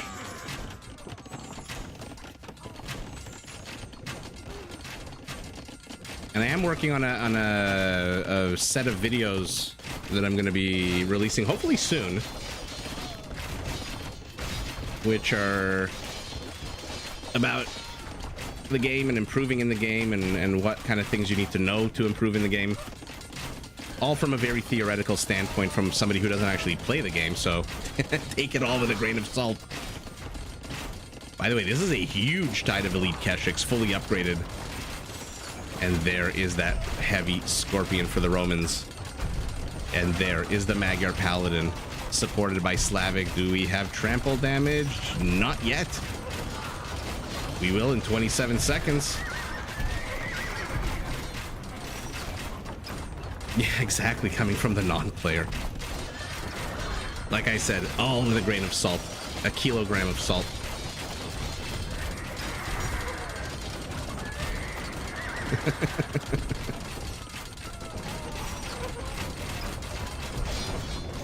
This might be this. What? Wait a second. Okay, Andy's collapsed. Andy's collapsed and he's basically done, right? He's got 58 villagers, but what? Really? Were they that hard done for? What did our Sicilian do? Our Sicilian has no army. Ouch. Keshik's trying to hold the line, 13 kills, but now you're facing off against fully upgraded Magyar Paladins, which come with all the fixins. But more importantly, you're dealing with now trample damage Slavic Halberdiers. Okay, this might be the first time we've seen where a player collapses in his base and then just GG's a minute or two later. Maybe Andy should not... I knew it was risky to put his 3 town centers right here. I mean, you have so much room back here. So now it's basically a 4v3. This is... I don't know what the hell this is. So this must be some kind of strategy, right? Kingstone was doing it. Now Teemo's doing it. Where they wall the hell out of one side of the map. And then they push in through the other. Because this is a 3-person attack here, right? Green, gray, and teal are all attacking here. And the Roman is trying to hold off on the other side. Well, regardless, whatever it is, that was game number 1. Andy was done, but more importantly, I think he didn't escape fast enough. I think if he had put his town centers here and could contribute something, he is in Castle Age, he is Lithuanians, he can train Lechai with relics, but his teammates made no effort to give him these relics. And on a map where there were actually 5 relics on his side of the map, 4 of them for the taking and 1 just in here. That was a little weird. That was a little sour. Yeah. Like I said, it might be the first time we've seen it where one player gets wrecked immediately. And instead of dragging the game out for another 20 or 30 minutes, they just GG right away. All right, let's take a look.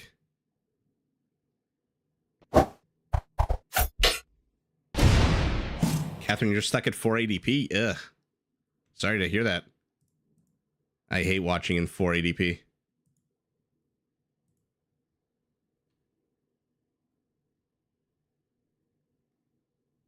All right, game number 2 has been loaded. And away we go. And oh, what an interesting map. Look at the mini map. All roads lead to this. 1, 2, 3, 4, 5, 6 paths leading into this area of dead road and very few resources. Oh, wow. Okay, let's take a look. Doubt in gray again, this time playing as the Armenians. In his pocket, the Celt in teal target.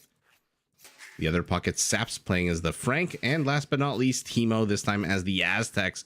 So from one infantry civilization to another. Opposite of him, we've got the spammy cavalry pole playing by fire. Acro 17 playing as the Spaniards. And in the other pocket, Chris as the Japanese. And Andy as the Berbers. So Berbers taking on the Armenians. That'll be interesting. I mean, 100 HP champions with Derelio. What a weird map. First of all, does this map seem bigger to anybody? I feel like this map is a lot bigger than the other ones. This is a huge, ridiculously carved up map. It looks like a nuclear weapon was dropped in here and it just exploded into all these different avenues. Oh my goodness. And we've got the Aztec facing off against the Poles. So one can spam the hell out of all of its military units. They are trained 11% faster, not 11 times faster. That would be something, 11 times faster against the Schlachter Cavaliers. Skiamin, hello, hello.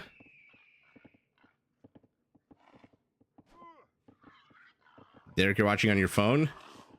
I mean, this map looks much bigger than the other maps. I'm not even going to try to describe the avenues of attack because I don't even know what the hell is going on in this map. I mean, this looks like... I don't even know what. But it is what it is.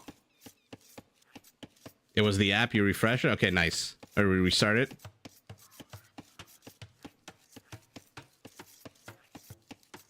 Awesome. I'm glad you could join us in 1080p. I wish I could stream in 2K, but every time I try, this happens. This is what YouTube does to me if I try to stream in 2K. Oh my god, Andy! What the hell was I sorry, I know I almost never do this. That was just too epic. Wow, I didn't even see the villager hitting the hammer down on this one. Wow. That was lightning quick. Like I said, I didn't even see the villager hammer this bottom right paladin. He did set up a zoo. Oh, Marco, now you're starting with the Office references. Oh no, oh no, oh no. Okay, that one I actually did see. That was more human. This was like superhuman. This was crazy. Is anyone sneaking villagers? I mean, as much as I think this map is bonko, can you imagine the players? How do you even begin walling this in? You only have 4 scouts. And there's 1, 2, 3, 4, 5, 6, 7, 8 avenues of attack.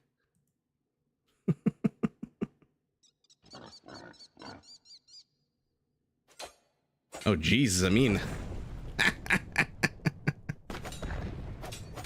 Let's keep it PG-13. Wow. I mean, that was very impressive. I think even if I put that on slow mode, I won't be able to see what, how he managed to get that done. Let's take a look at the lake situation. We've got 1 lake to the north. Blue has 2 lakes to himself. So I guess it's 3 lakes per team. I mean, what is this? Is just so ugly. That is just I mean, all the lakes in that. Oh my goodness. What is going on this map? What is this? This looks like the Loch Ness Monster. Oh, and it even has fish where the eye would go. I'm not even going to tell you what these 2 round protruding things in this long shaft look like to me, but this to me, to keep it PG-13, like I said, looks like the Loch Ness Monster. This is the only normal lake in the freaking map. Holy moly. Okay, green is laying claim to this one, which I guess is also normal looking. So many pings happening. Oh, wait a second. Andy, how did you get these geese? Do you have a unit on the other side of the map? Look at Andy. He's running away. Villager is chasing. The Ibex loses interest. 10 HP left, so he needs 4 attacks from a villager. Okay, 1. Actually, 5 attacks? No. Oh, yeah, shit, I forgot Loom gives you 1 melee armor. These are Doc's cheeks. It's true, if I tilt my head to the right, it looks like a pair of bum cheeks. Or if I tilt my head to the left, it looks like the top of a heart. For Valentine's Day, to get more romantic about it, you know? Oh yeah, the last thing Target wants to do is let Andy get this wall up so he can finish building. But we've seen Andy with the fingers of lightning. I love that he peeled 3 villains. No, keep attacking the dock. Keep attacking the dock.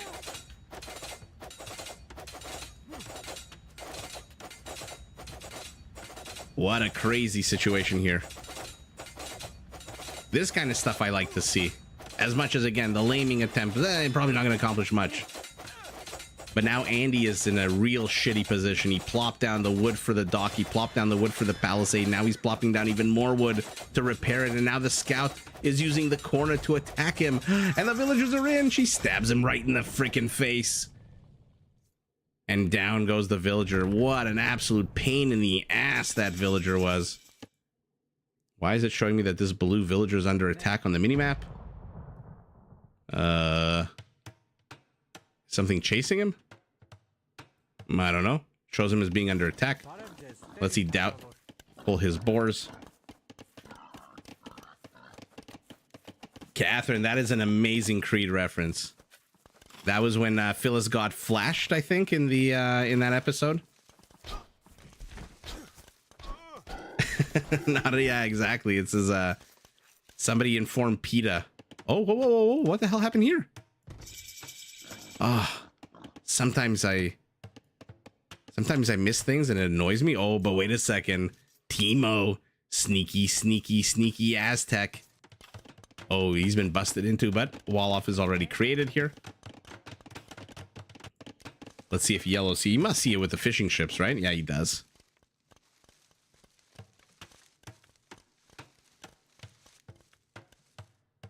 I don't know why now I'm thinking of all these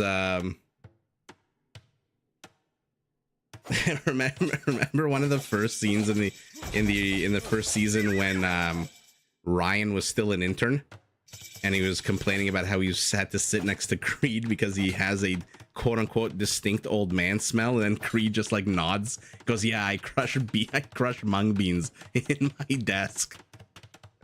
I know exactly what he's talking about. I love how like nonplussed Creed always was.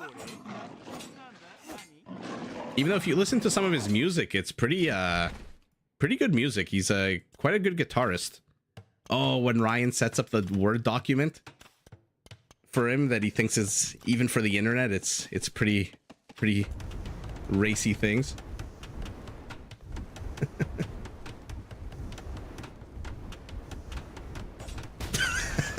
Catherine, that is a fantastic quote. I missed that show. The first 7 seasons of it. Oh my god, now Timo's gonna be real annoying.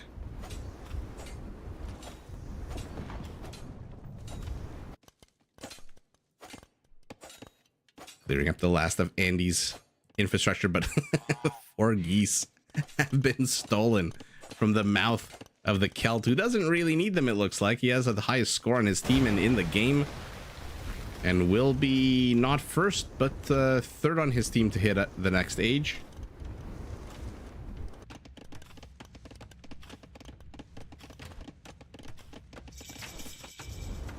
Oh, secure though it was, Marco. He ultimately did die.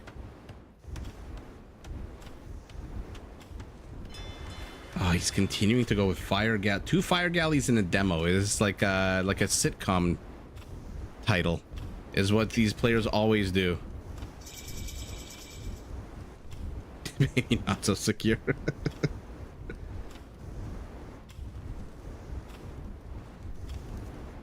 Oh my god, Asian Jim was hilarious.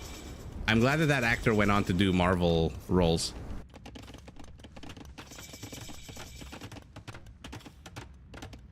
John Yang with a cryptic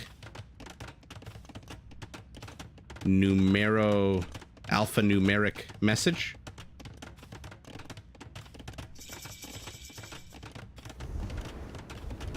By the way, did you guys ever see the short 7-minute?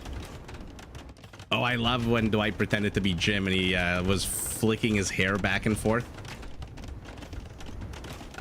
Did you ever see, if you haven't seen it, there was a like secret video, 7-minute video that they made in the office where they, I think Jim tried to convince, or somebody in the office tried to convince Dwight that he was in the Matrix, and it never aired, but you can see it on YouTube. If you go in the office, type in the search bar, the office Matrix unaired. It's pretty good. It's not great, but it's pretty good.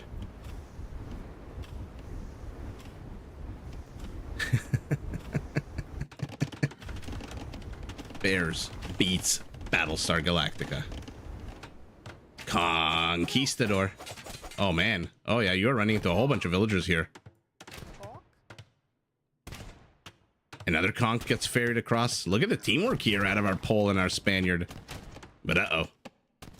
A Frankish raiding party. Yeah, Catherine, look it up. It's the first time I saw it was like maybe a few years ago, a decade after they made it.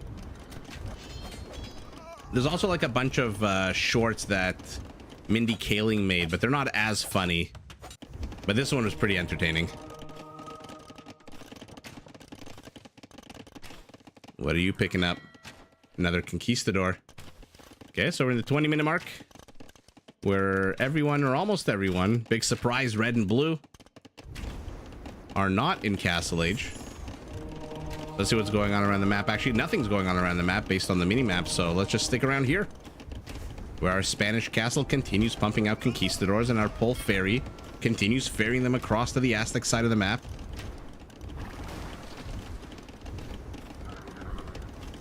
But this is now walled in entirely, so might want to ungarrison the conquistadors to start firing on these. Oh, they fire on the ships instead. Oh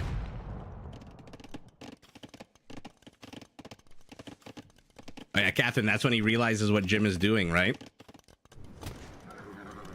Or does he realize when he does the Bears beats Battlestar Galactica? False.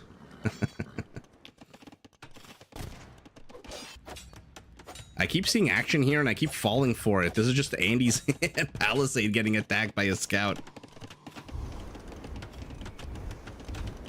Remember when Dwight and Jim planned Kelly's birthday?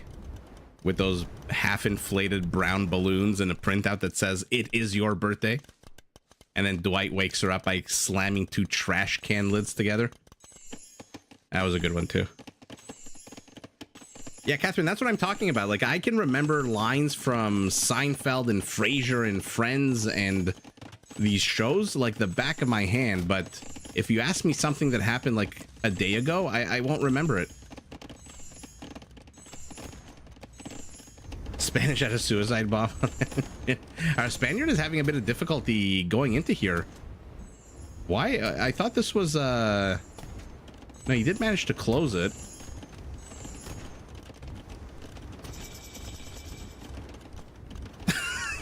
That was also a good one, John. You're paying too much for worms. Who's your worm guy? So wall off to the right side. Wall off. 1, 2, 3 wall offs in the center with a scout patrolling. Okay, Castle wants to be able to reach into all these different tentacles if he needs to. Another freaking demo ship exploding here.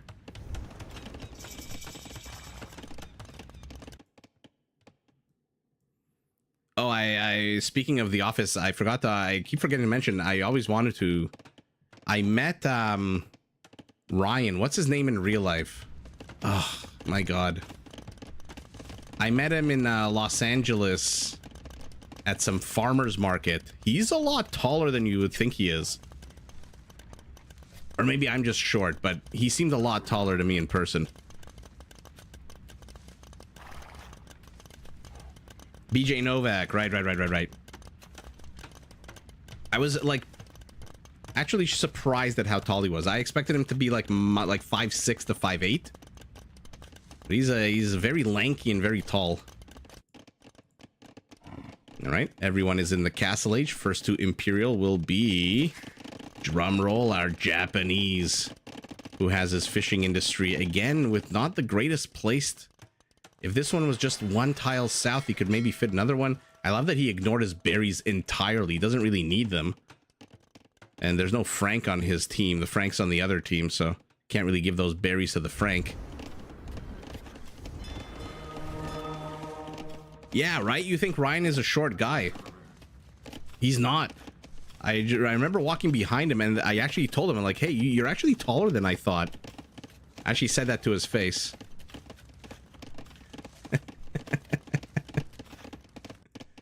Infrastructure being placed up here. Why?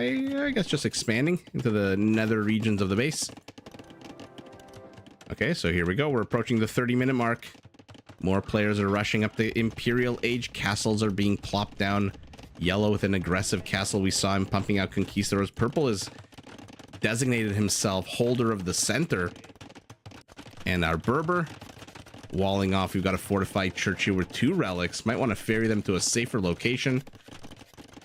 What is this map? Seriously. He's berry intolerant, but I'm ching. I mean, it is 750 food that's free, right?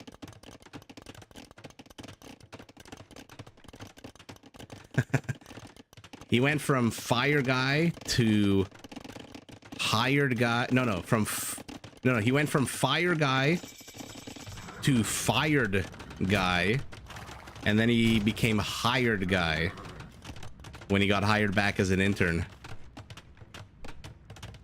After the whole Michael Scott Paper Company debacle.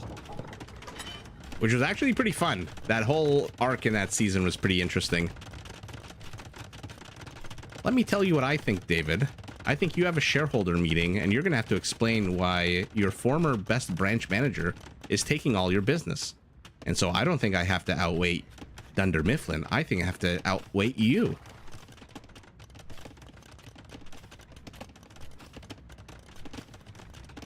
Yeah, the Michael Scott Paper Company was so good. When they got that van from the Korean church and they had to ferry people around. He gave Pam just a bunch of cream in a mug. Oh, Catherine with her Jan songs now. What was the name of her assistant? Ugh. The one she was obviously having an affair with. What was the name of that assistant?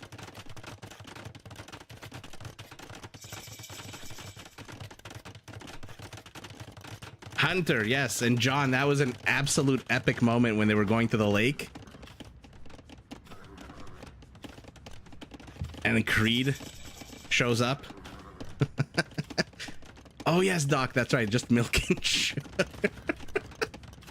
Nah, sorry, guys. I really should be focusing on the game. There's 50 people watching who are probably expecting me to cast. Oh, yeah, Lemmy, for sure. I was just joking around. The Japanese, when they have access to a lake, there's absolutely no reason to go after berries because Japanese fishing ships do work faster. So they're pretty much the fastest gathering rate, I think, on the map at the moment. And here comes Doubt. Playing very, very cautiously. Yeah, sorry, not sorry.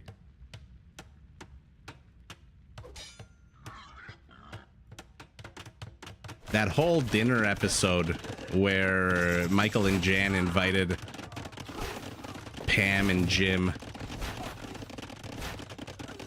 First of all, Michael orchestrating having all of them work late so that Jim and Pam wouldn't have an excuse to not go to the dinner was brilliant. And then that whole episode was so when the police get called for domestic assault.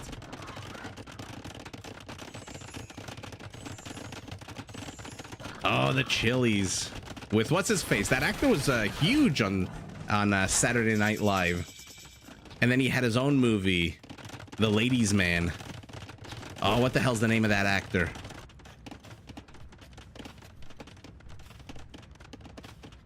The Hell Maggot. I'm watching it again and just finished the episode with the charity run for rabies. Hell Maggot, you have to join our Discord. I was saying this earlier. I bought that shirt, the blue one, and I posted a picture of it on the Discord. I wear it sometimes when I go out to Walmart. All right, Doubt and Target are pushing in.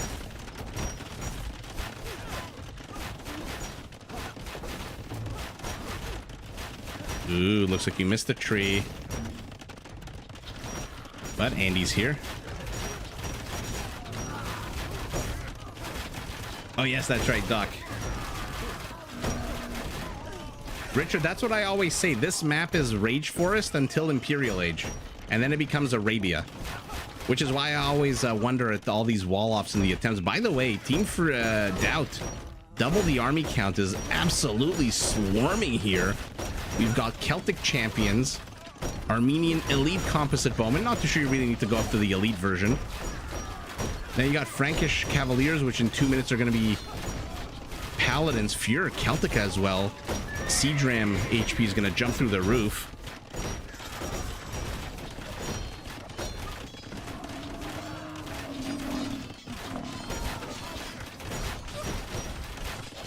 The Magic Beans was amazing.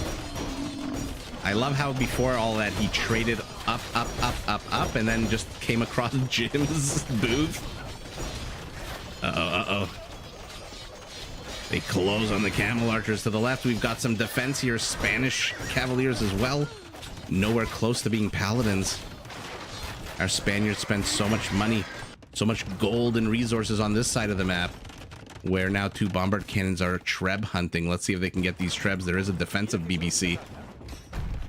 From a paperclip, exactly.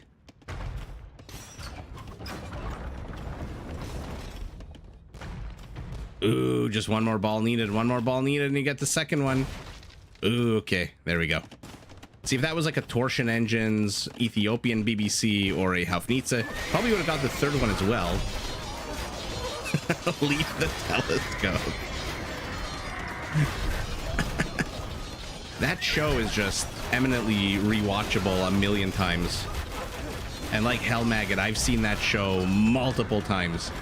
And it does not get any less funny. By the way, speaking of gangster units, which nobody was speaking of, but I'm gonna speak of it. The composite bowman holding the bow sideways is pretty freaking gangster. Or as the Americans would say, composite bowman.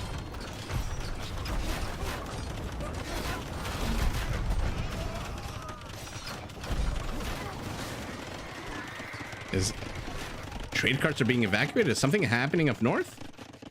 No, nothing yet. Okay, so a preemptive evacuation. Oh, Doubt's castle gets doubted. And destroyed. Teal is pinging up here. Why? There's a traffic jam. You did not clear up enough forest. You did not clear up enough forest. By the way, still a lot of boars here in the center no one's taking. Composite bowmen do not do pass-through damage, no.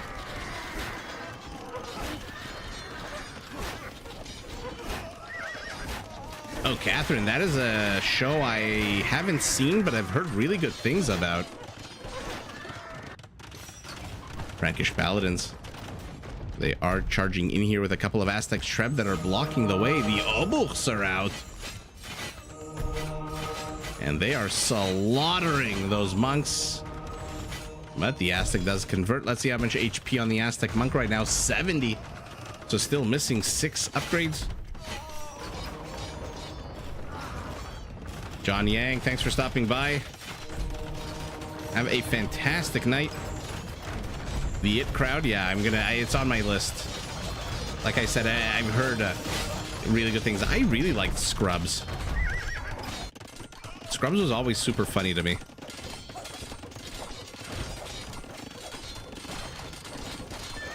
I've heard of the song Black Books by Niles Lofgren. Ugh.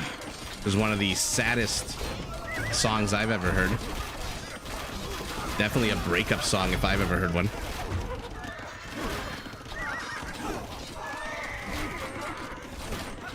Yeah, Catherine, it's an older show, right? It's got a bunch of actors who are now famous in it. Oh, I mean, when you cut a path through the forest, cut it wide. Otherwise, you're going to get stuck in a choke point dealing with Spanish paladins with Berber camels to support and a castle on the high ground. Heel is pinging over here. He sees with the Trebs with the line of sight and the outpost that the Berbers are about to incur into here. Is there a onager? Yeah, there's still an onager left. Oh, mama bear. This is a lot of Frankish paladins. 53 of them fully upgraded. Richard, thanks for joining. Have a fantastic night.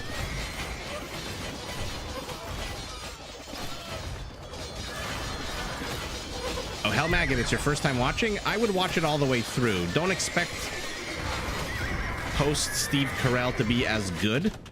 It has its moments. It's still pretty funny. But lower your expectations by about 25%. And you'll be very pleasantly, you'll have a very good time watching it. At least once. Second time you watch it, every time I've rewatched it in the last 5 years, I have not gone beyond that. Will Ferrell is good, but you know who's actually better? What's his face? The hell's the guy that did the voice of Ultron in Boston Legal? Kevin Spader. It was, what's it? Oh my goodness. Oh my god, his name. James Spader. When he joins, it's absolutely hilarious. It's so creepy. James Spader, yeah. So Hell Mag, I definitely recommend watching it all through one time. I don't know who wins here. There's hand cannoneers on horses behind these camel archers, but the Frankish paladin has 192 HP.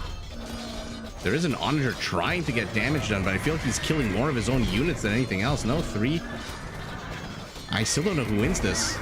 Oh no, this onager says I don't care about friendly fire. Oh, this one does too. Oh no. Oh my god. These Japanese onagers just ruined it for everybody. Robert California, that's his name. The bacchanal that he throws for himself before he has to give his ex-wife the house. Yeah, you have to do it for Dwight. Dwight has a very fun, redemptive story arc as The Office goes. He becomes a very endearing character at the end. Oh my god, Catherine, that was absolutely epic. Young Romanian gymnasts or whatever it was. You remember when Andy threatens him and he goes, "You don't even know my real name. You want a street fight? I'm the frickin' Lizard King." Composite Bowman taking on Camel Archers, but there, oh, we got some Celtic Siege with Furor Celtica. 40% more HP, 25% faster firing. These are absolute monsters. And the Camel Archers are doing a little bit too much fancy footwork. But while they do that, their BBCs are sniping these onagers.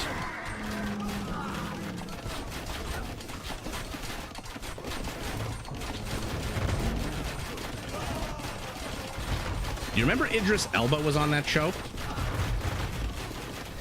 Idris frickin' Elba was on that show, and it was absolutely hilarious.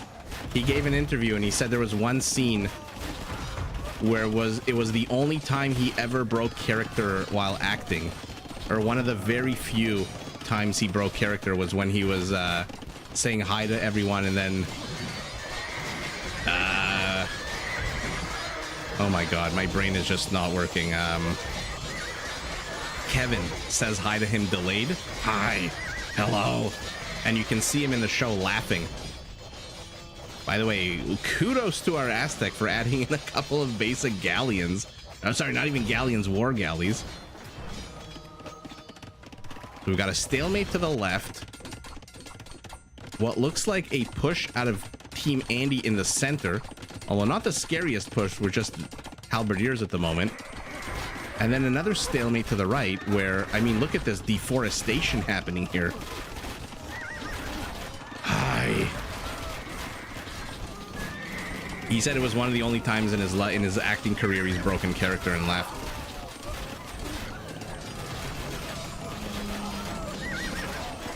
Catherine, I did see that. That was hilarious.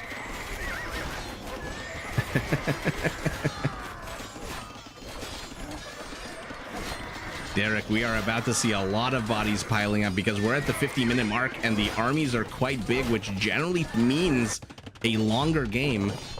The first 4 games of the sets tonight have been kind of short-ish, around the 50-minute mark. Last game was ridiculously short at 38 minutes. But this game has all the makings. We're at 200 army counts for both teams, and it is not trash. We're talking Camel Archers, Paladins, Bombard Cannons, Composite Bowmen.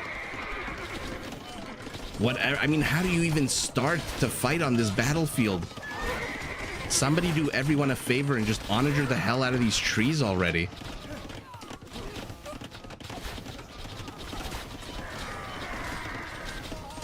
Yeah, Composite Bowmen are an incredible support unit. What he needs to do right now, Dowd, is, in my opinion, is start adding in some 100 HP champions. Oh my god. Shipwright. What the hell? Is our Aztec so rich that he's getting shipwright? What the actual hell is going on? Now our Aztec is pinging over here. Why? I see some Jaguar warriors as well. What are their upgrades looking like? 20 attack! And they are gonna lay into this.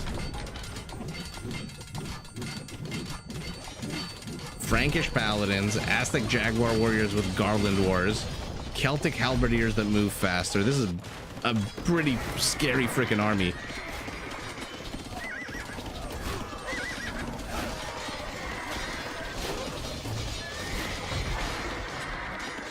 You remember, Catherine, when it was free muffin or free pretzel day? And Stanley goes nuts and he like runs to the lineup. Hell Maggot is calling Armageddon here at this tiny little Aztec lake where the last of the Aztec ships falls. But actually, wait a second. Where the hell does our Aztec have 3 demo ships? I forgot about the second lake. Why does he have a navy on the second lake? Is he defending his trade? That is bonkers. Frankish Castle is gonna fall, but not the end of the world. Frankish Castles with their 25% discount. The gate wide open. Thank you, Aztec. Actually, never mind. This is your teammate. My bad. How many kills on the camel archers? They were at 100 before. 185! Oh my goodness.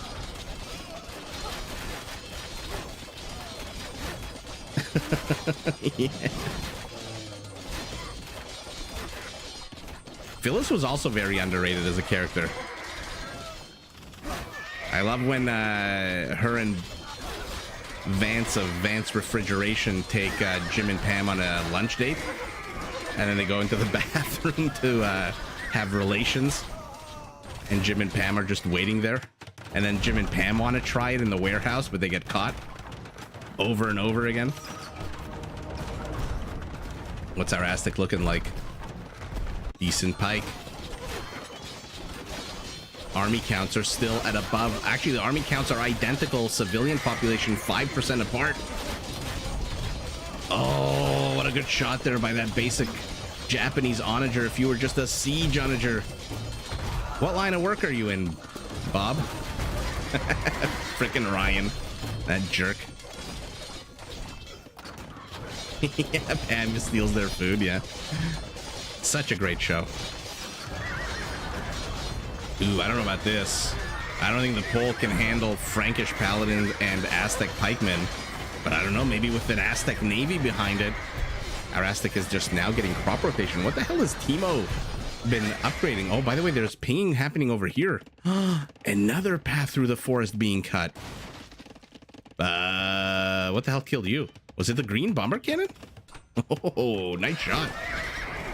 Dowd's got a lot of composite bowmen. 52 kills, camel archers, 210. I might want to upgrade these to hussars, Mr. Berber. They are going straight after the siege. What an absolute mess of a battle here. I don't think they got a single siege onager. I think they all died to the halberdiers. And now he's got to back away.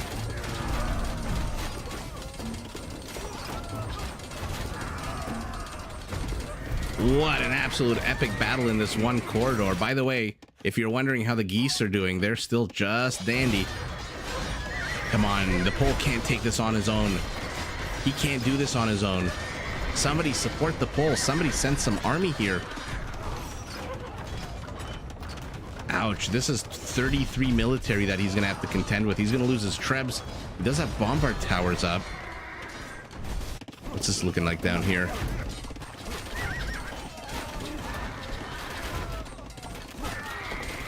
Oh, when he hits on his daughter. Kelly was also an incredibly underrated character. That show, it was like Arrested Development. Every single character was freaking hilarious. Oh, that was so close. Oh, so many missed opportunities there by our Celt to pancake these camel archers. I mean, what the hell is this? Look at this battle. It's been going on for about 7 or 8 minutes now. We are an hour into the game. Army counts are still 155 to 185. Oh, attack round almost clips those composite bowmen. But that's the problem. The upgrade from onager to siege onager really does make a difference, a huge difference. Fortified churches are being built. Why? Are you gonna put villagers inside of here? Are you just body blocking? What is the point of these fortified churches? I mean, I wish I could make a short out of this battle, but it would have to be like 7 or 8 different shorts. That battle's been going on for a while. Our poor Pole Fire has been left alone to deal with this. His resources are non-existent. I really hope his teammates are slinging him right now. Oh, Catherine, that was so funny. Remember when she does a presentation, she says, and now I would say something very, very businessy, or I would say something very, like something a professional would say.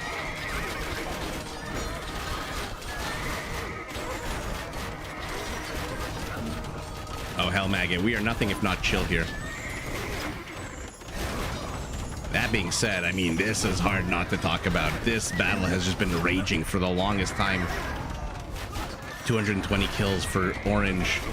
Still in the 50s for the Composite Bowman. They are just so weak, even though they ignore armor. Ooh, you're moving forward. You're going after the Berber, aren't you? One shot off. Gets little to nothing done. How's our Pole doing, by the way? Somehow still safe once this gate goes down.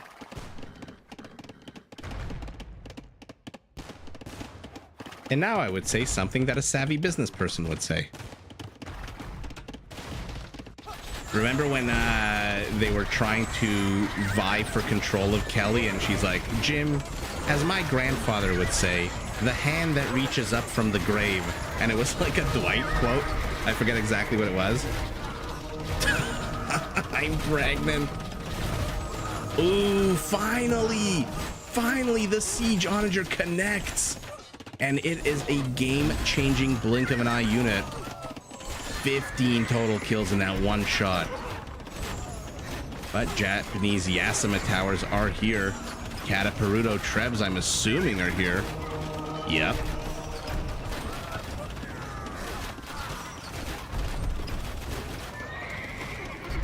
Hell, Maggot, don't even get us started on food or Nicolas Cage.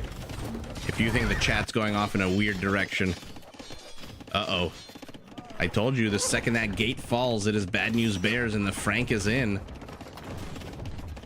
Now, I've never particularly found it a good, worthwhile exercise to chase trade with paladins. They are slower than a trade cart, but they are much harder to deal with, and he is going straight for that Spanish town center, which is, what the hell happened here? Why is there no infrastructure here for yellow? Green is gonna find a whole bunch of empty space. Okay, so he's gonna get rid of that army. We'll see what he does. But now he's here, now he's in here as well, but there's bombard towers already up. Let's pivot back. Only 4 kills on these Siege Onagers. Or Catherine's e-bike, exactly. Oh, so many Onagers firing on that one Camel Archer. Look at this traffic jam of siege units for our Celt.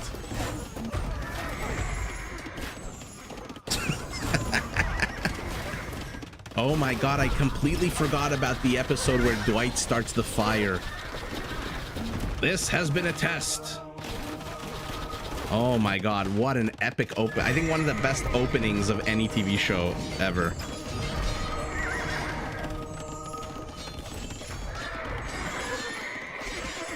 You watch a movie, Nicolas Cage gives his fiancée Sarah Jessica Parker to spend a weekend with another man? What movie is that? I don't think I've seen that movie with Nicolas Cage. Oh my god, Japanese towers in the trade route. I mean, they're firing on the outposts, but they won't be in a while. Oh my god, that is so annoying. That is so annoying. Are they enough to one-shot the trade carts? No, they're not. This has been a successful... I love when they like try to break the window with the copy machine and it just bounces off. Hell, Maggot, you need to join our Discord immediately. There's a whole Nicolas Cage sub Discord there. Come on, Onager, Onager, one shot. Oh, he goes after the purple Onager. I love this. I don't think I've ever seen Yasama towers in the trade route before. Now, for obvious reasons, one single Treb is enough to clear it all up, but Still, this is a lot of dead trade cards. 23, 25, 26. They are absolutely wrecking this trade. Wow, brilliant move there. Now the Spanish is here helping the Frank, who, by the way, has been cleared up from Yellow's base, from the back of Red's base. Still 24 kills. Still a stalemate here.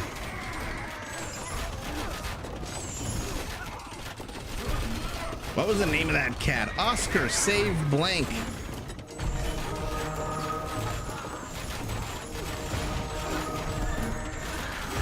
Angela is also another epic. Also with a redemption story, a redemption arc. Paladin versus Paladin. Frankish Paladin with Aztec Pikemen versus Spanish Paladin. This is not a fair fight. Actually, maybe the numbers here shape up for Yellow. Nah, actually, no. This is not a fight he can take. I love that he fights and then runs back so that reinforcements can come in, and then fights and runs back, fights and runs back. But eventually the HP of the Frank is just going to overwhelm him. 5,400, actually to 5,000. There are oboe here. There are some whole Cavaliers. Oh, it's an older movie. Okay. Got it. There's one that he played in Leaving Las Vegas where he played a alcoholic who wants to die. But that wasn't Sarah Jessica Parker. That was, forget the name of that actress. She kind of disappeared after the 80s and 90s. Slowly, more fortified churches for our Armenian. You think he was training warrior priests? Oh no, he's training monks. Fascinating.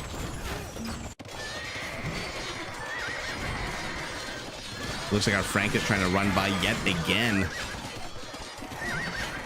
What an absolute ridiculous game this is so far. We're an hour and 13 minutes in.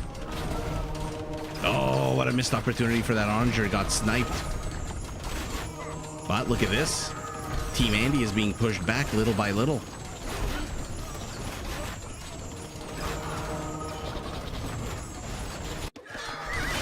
What is attacking here on the left? Something was attacking that blue castle. A whole bunch of hobos are moving forward. Fully upgraded. 20 of them. Hey, Spanish Paladins, get the hell out of the way. Oh, they're closing after the pike. That's good.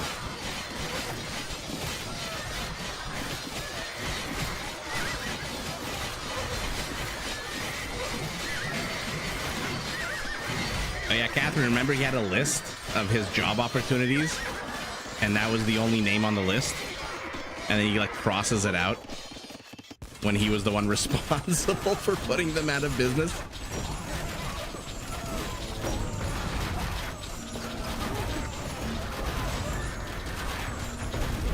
Camel archers are playing with fire here, shoving into siege hunters, but so far it's working. And Dowd, even though he's got 1 million of these fortified churches, doesn't have that many monks here.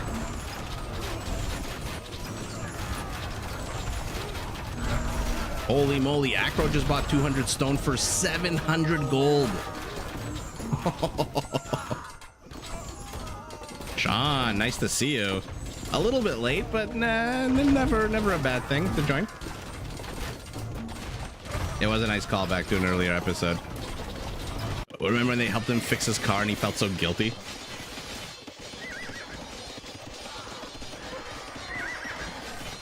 Atlas, freaking Chris is from a player from 20 years ago?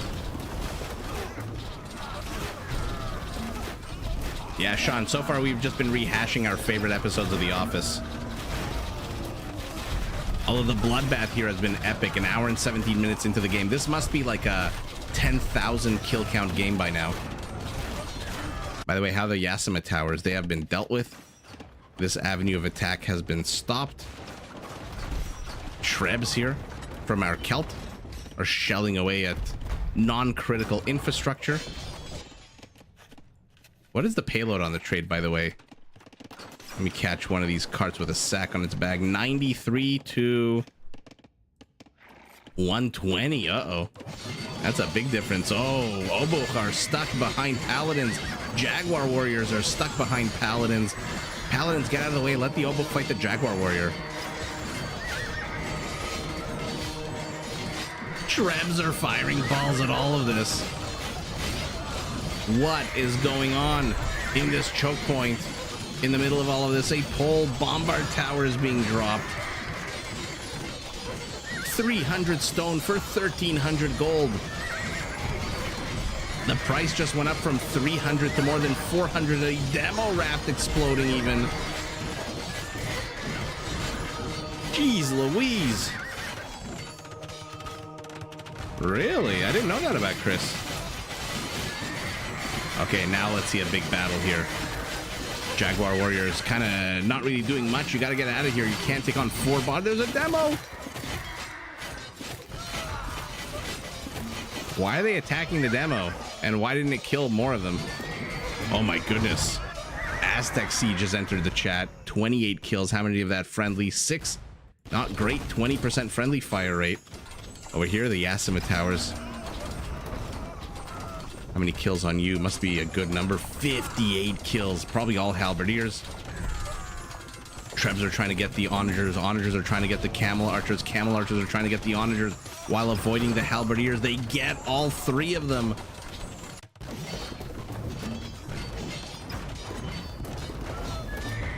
The attack rounds out of these Aztec Siege onagers are not the greatest. Might want to clear up a more space here.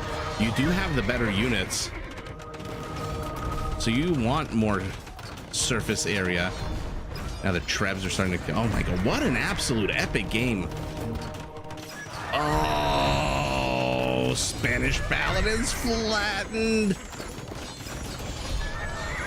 24 kills, it becomes 71. 10 friendly fire is a 15% kill rate. What an epic pair of pancakes.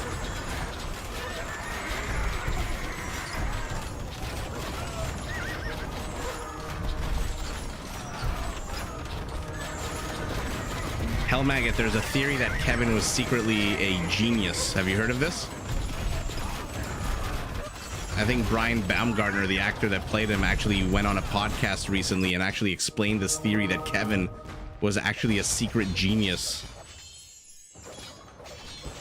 Oh, the chili spilling. It was so hard to watch. I stayed up all night. Oh my god.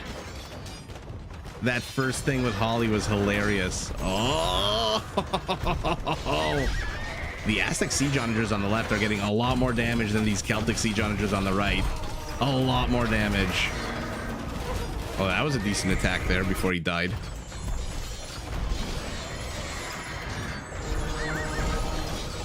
You can drive?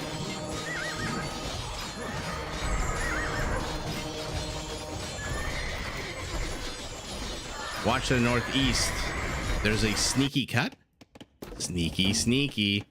Looks like our Berber has caught wind of this. Or maybe this is a wall off from before.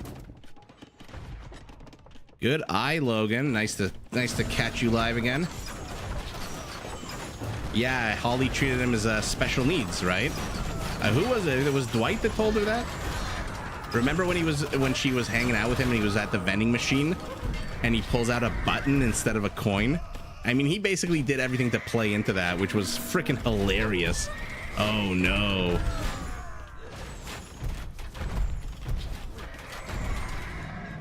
Oh no. Goodbye, Toby. And then Toby just gets injured in his what was it? I forget what he was doing. Parasailing or something. Zip lining, and he got injured. Doubt is GG'd. Target is GG'd. Saps is GG'd. Whoa. Holy moly. Team Andy earned that frickin' W here. Holy moly. Let's see what's going on here. A labyrinth. Something's under attack here. From what? I'm not sure. Oh, there is a green bombard cannon. Oh, there's a bombard cannon right here. Look at how hard that is to see. I can't see that. How the hell are the players going to see it? How many kills did these siege onagers end the game with? 27. So a bunch of them died. Look at all the dead bodies. Oh my goodness. Look at all the cuts in the forests. Look at all the walls. It's so unfortunate that nobody was Mayans in this game. And the Yasima Tower push here. Holy, after holding for what? 45, 50 minutes? They finally push out. And now they're inside the trade route. I think the Berber Camel Archers here were really a bit of a scary game changer entering into the end. Look how open this is. Forests no longer exist on this map. It is completely open. Oh yeah, with the high-pitched wah, wah. Oh my god. That was the same episode with Date Mike, right? Hey, nice to meet me. I'm Date Mike.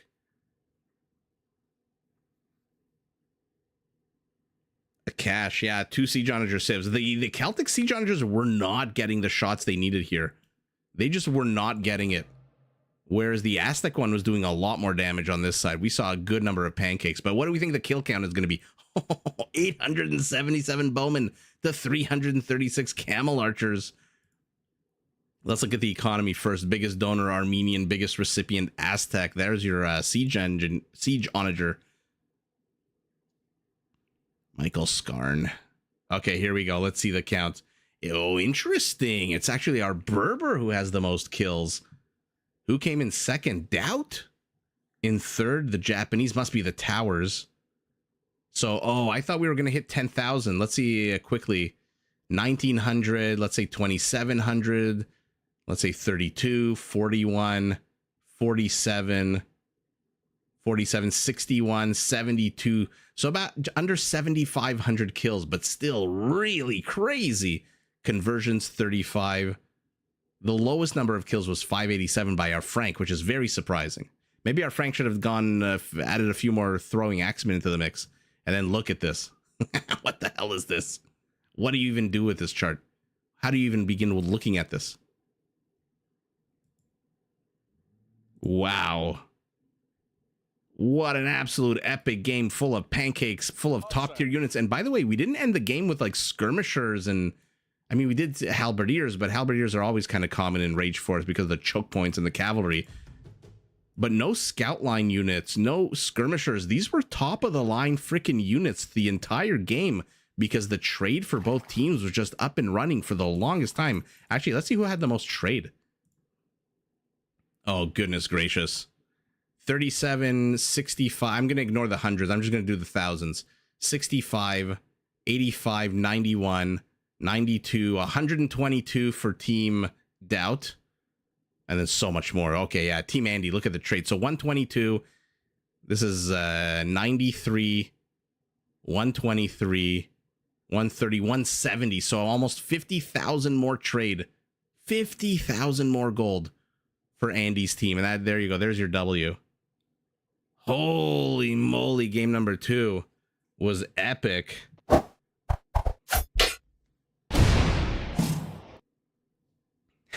Convincing him he was a vampire. I forgot about that.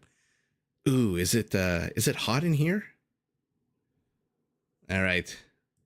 Game number 3 in the play all 3 second set of the evening.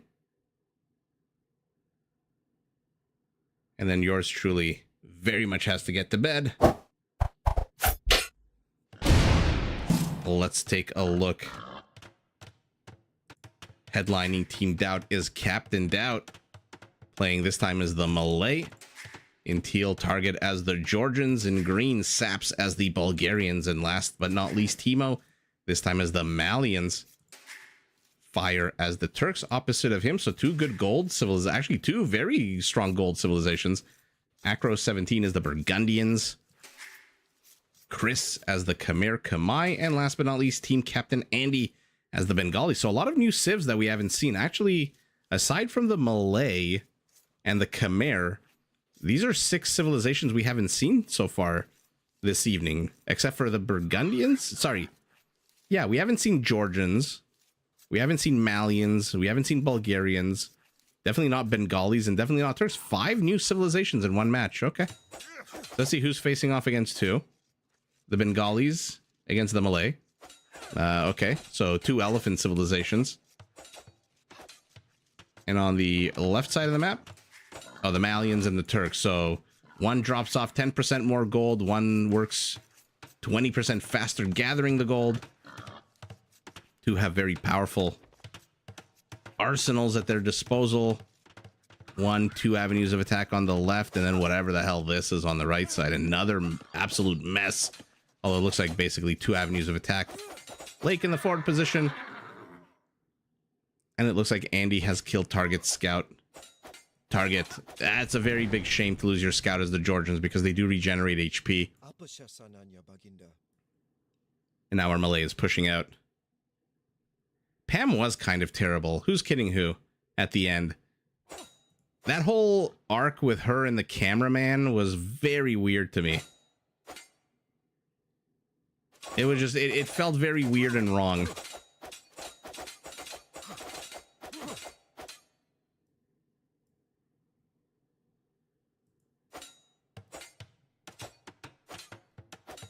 Okay. So, wall off to the left. Fairly simple. Looks like Timo hasn't even made an attempt to wall off the part closer to him. To the right, nobody's walling off this north-south corridor, but they are fighting tooth and nail over a few tiles here in the bottom right.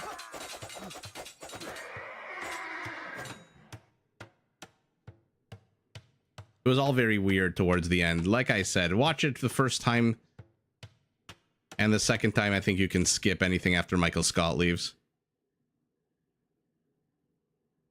What do we think this looks like? An eyeball and a big open mouth on some kind of boogeyman.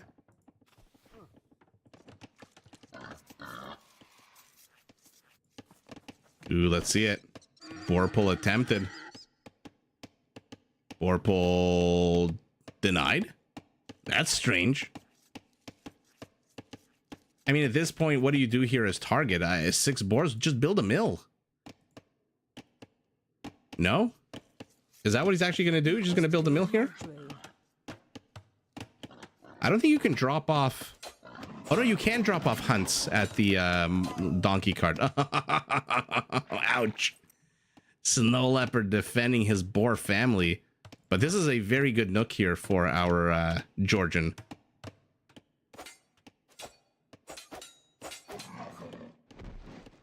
I think you can drop off hunt with the trade with the donkey cart, if I'm not mistaken. It's the berries you can't. Yeah, so this makes sense now. This is what, 7, 8 villagers? 7 villagers. This is a lot of food. This is gonna carry our Georgian into Castle Age immediately. Holy moly, that is a lot of food for free. 1,000, 2,000, sorry. Actually, kind of like 2,100.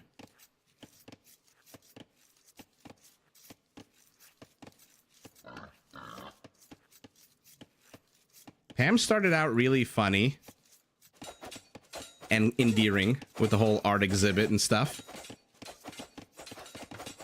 But yeah, I don't know what to say. She felt more like a supporting character by the end of the show as opposed to a main character.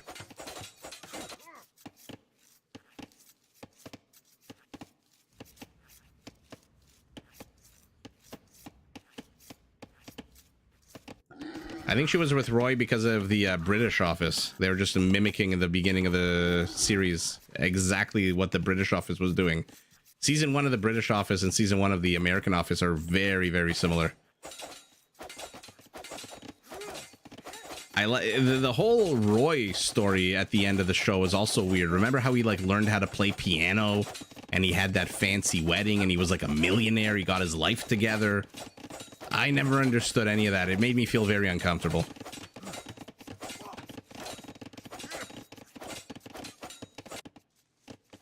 Okay. Timo finally springs into action here. Unfortunately, there's 3 villagers on his side of the wall. It seemed completely out of left field. And who can forget Daryl? One of the greatest characters on the show. When he convinces him that you can pick up women at the bookstore just because he has to go return a book.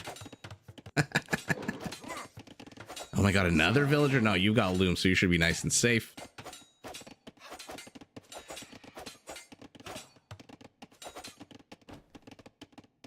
Yeah, The Office, you really have to power through the first season until you watch the whole show. Then when you go back and watch the first season again, it'll be funnier, but not as funny as the later seasons. Oh, is he going to attract the attention of the snow leopard?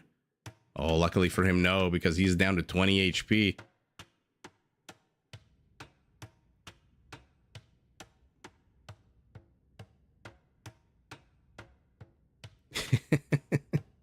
Oh, the episode where they removed Holly. You remember when Holly starts crying in the car and Michael goes, what happened? Did Daryl touch you? Oh, or did Daryl say something? Are you basically trying to blame it on Daryl?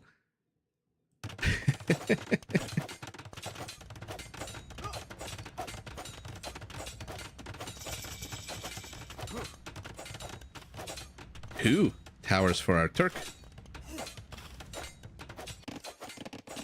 Okay, so we're 12 minutes in and the players are still kind of contesting wall off areas, which is a little weird.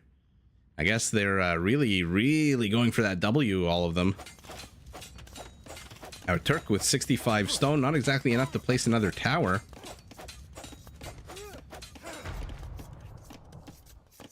$20 HP in doubt micro.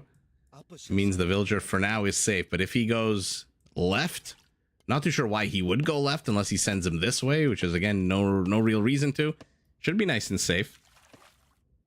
Jose, we are talking about The Office, the American Office. When they stop by the creek and there's literally nothing in the halfway point. Who will be first to castle blue on Team Doubt? So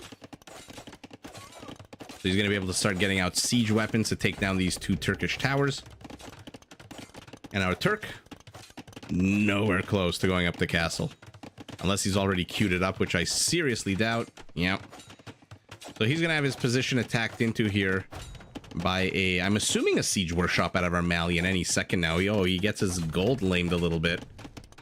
Turk deletes his own house. Interesting. Oh, our Malian doesn't have the wood. A bit of a traffic jam here of... I feel like some of these lumberjacks are going to get stuck. No. Never mind. Timo just needs a little bit more wood. And then I'm assuming, like I said, a siege workshop will take care of those Turkish towers. It looks like our Khmer will also be the first to castle age. No extra villagers on stone mean that he is not going to be cutting through the forest with a ballista elephant anytime soon. Okay, oh, I'm so sorry. It is a castle drop on his side of the map. I should have seen the miners on stone.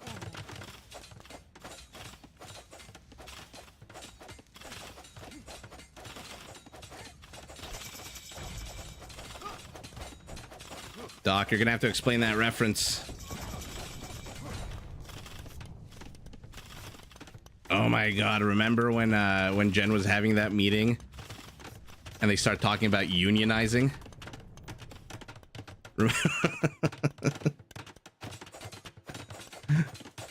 Okay, 2 of the 3 towers are down. The third one will fall as well to, I thought, mangonels, but no, it is basic Bulgarian scouts. And we're approaching the 20-minute mark of the game. Things are starting to heat up. More town centers for our Georgian. Where is Doubt's villager with 20 HP? Oh, he's still here. Where is he? Oh, he's down here fishing now. Sometimes instead of looking at the map, I find it easier to just scroll like this and then look at the bottom left to see where the unit is. Just caster things.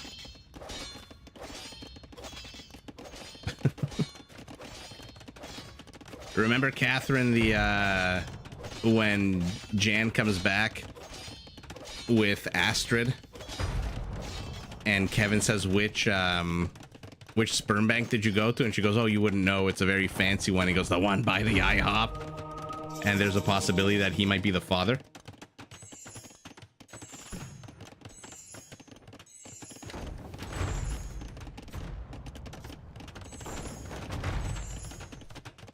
Atlas, I think 3 towers is not 600 stone. What would it be? 375 stone and 105 wood, I believe. Asterd. Supreme Shwetang. Hello, hello. Oh my god, he's gonna convert a petard? Oh, he almost converted that petard. But now the Gabetos are in. Ryan, not Brian.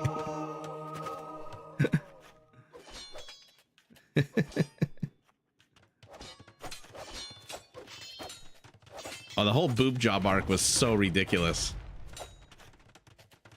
Why did you fire me, David? Was it because of these? They hang.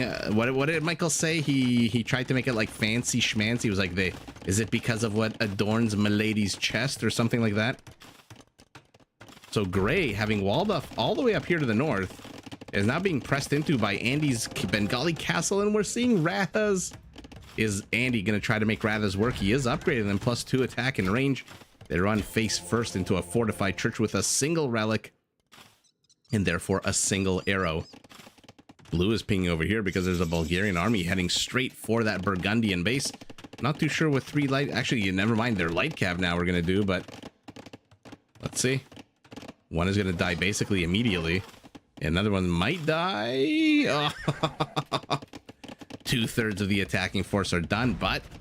Uh-oh, our Turk.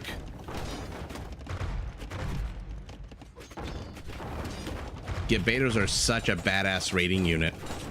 They are so light on their feet. So, look at how fast they move. They have decent range. I believe 6 if I'm not mistaken, or 5. What is it? 5. And a 10 melee attack is like a Mameluke base attack. And it's melee, not pierce, which means all of the towers, all of the houses, all of their armor is weaker against them. And now the villagers get kicked out at the 20% HP mark. And the Gabetos are there to absolutely slaughter them as they run into the towers. 23 kills, 18 villager kills on this band of Gabetos, and he's about to get a lot more. Oh my goodness. But the chariots have arrived. Speaking of hanging low, sweet chariots, our Bengali is here. Might want to switch into melee mode at some point. They do trample damage in melee mode. Yeah, Catherine, what, right? That's what I'm talking about. It's I can't remember a conversation I had with a friend yesterday. Can't remember what I ate for lunch today, but I'll quote The Office like it was literally replaying a second ago. So to the right, we've got a stalemate. To the center, stalemate. All the action firmly inside the Turkish base. Our Turk has absconded. Fire is the last one in the feudal age, and he has the resources to go up. Oh, does he have the structures? He doesn't have the structures. He's got to mark it. Actually, maybe he did have the structures. They got deleted, but he needs a town center to actually go up. Oh, red is so screwed. He's got to have the town center. He's going to have 32 villagers. And I believe it is 190 seconds to go up to Castle Age. So more than 3 minutes where his TC is not going to be training villagers. Why is he not going up? He's going villagers right now. Okay. Does he even have a secondary structure? I don't get it. What am I missing here? He doesn't have any blacksmith or stable or anything to go up to the next stage.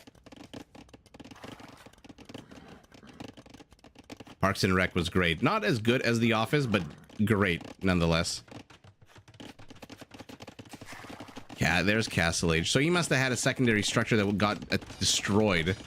Because I think when they get destroyed, they still do count.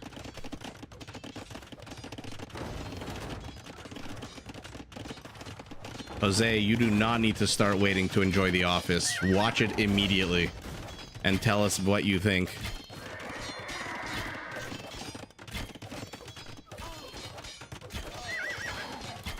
Hey man, switch to melee mode. Switch to melee mode.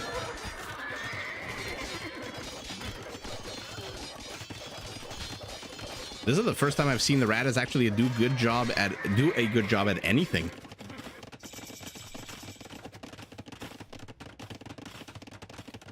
The first time you watch The Office, it's funny because it's silly.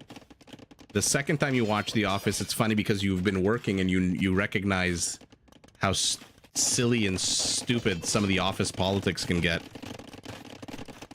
It is definitely a show that does not get worse with age. It's such a funny show. Elos taking on Knights. This never works out well for the Knights. Oh, my goodness.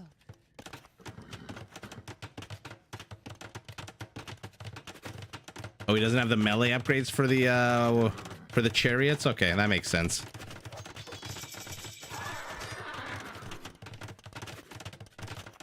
'17th century Michael Scott vibe. Interesting. I'll have to Google that after the live stream. Green, by the way, our Bulgarian is still circling around here in the middle of nowhere. Doubt is in Imperial, which means trebuchets. 1 treb and a bombard cannon on the way. And this fishing industry is very much exposed to the trebs. Oh, and Andy's in such a shitty position now to have to defend this and pay a whole bunch of stone to repair the castle. I like that our Turk has not jumped ship. He's placed a castle here, even though he was about to get pressed into. Oh my goodness. Atlas, which show? The Office or 1670? Doc, there's a hotkey that you press and it switches it to melee mode. There's literally like a button or option on the bottom left of the console.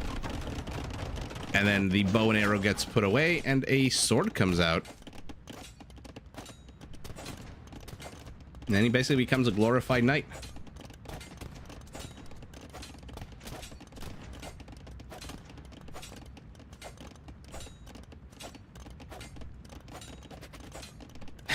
Fredo likes the Office episode with the grill. When I go to sleep, I lay out some strips of bacon so that when I wake up, I have the smell of bacon. I like waking up to the smell of bacon. Remember when he made them pick him up? When he called into the office, like, who is that? Dwight? Do not send Dwight. That's the episode where Dwight gets into a car crash, right? And then he gets a concussion.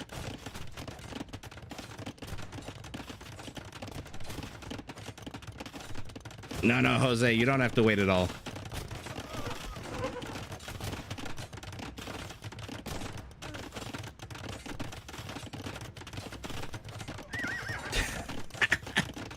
The perfect way to start. It is the same episode, right?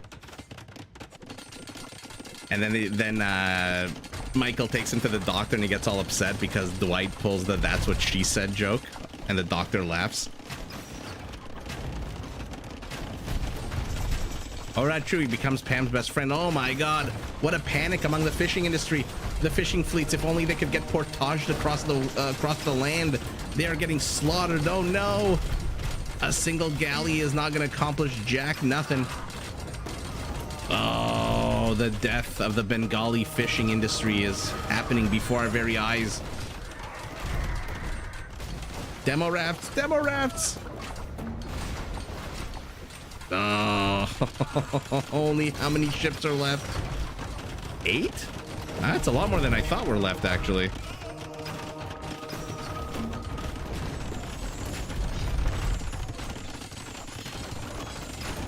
It really looks like Team Doubt wants to take the W here, putting on a lot of aggression, but they are down in army count, and their castle getting cleared up by these Burgundian, in 2 minutes, paladins. So our Turk has survived.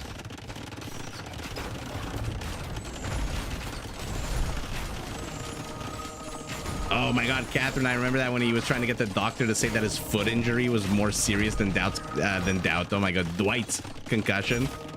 He was always such a petulant child, Michael Scott. So it made him like both lovable and frustrating as a character. The foot in the MRI machine. Oh my god. We're a minute away from Paladin. The Turkish base has been secured, but the western border has been overrun by Bulgarians. Bulgarian halberdiers, fully upgraded. What's happening over here? It also looks like Andy's base is getting pressed into on the far right side as well. Yeah, Alice, he managed to save all his crossbows. Lost a couple of onagers or mangonels, but not the end of the world. Our Bengali is not giving up the water. He's only got 2 fishing ships left. His war galleys are out. Oh, bombard cannon, trebuchet are wrecking them though. Somebody has to go after the dock to stop the reinforcements because he's got 5 of these war galleys queued.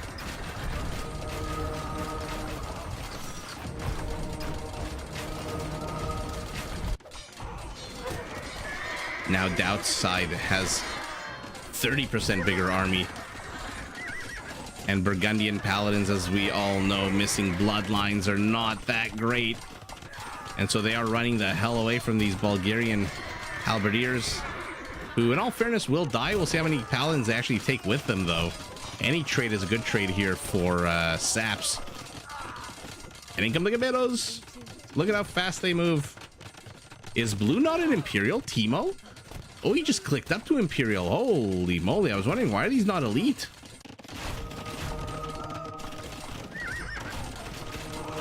The Turks are almost kaput. Yeah, score definitely says it, but they've got a bunch of external town centers, and they do have paladin support. So as long as our Turk can keep pumping out Janissaries, now his resources are terrible.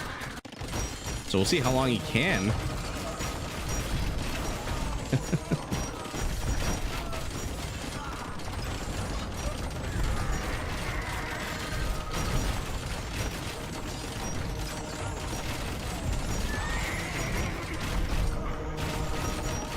Jose, that is a very good question. We might be a little bit too early for the trading. Where are these Georgian villagers going? Oh, they're going after the gold here. So our Georgian, we've seen this so often on Rage Force from the Georgian. They have Manaspas, but they go halberdier. Oh, down goes the cannon galleon. Ooh, oh, that could have been so bad for Doubt.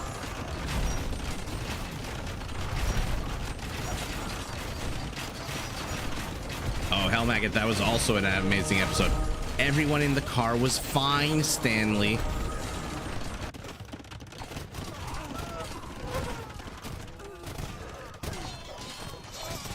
I mean, the Gabetos are getting a good number of snipes here on this Burgundian gunpowder.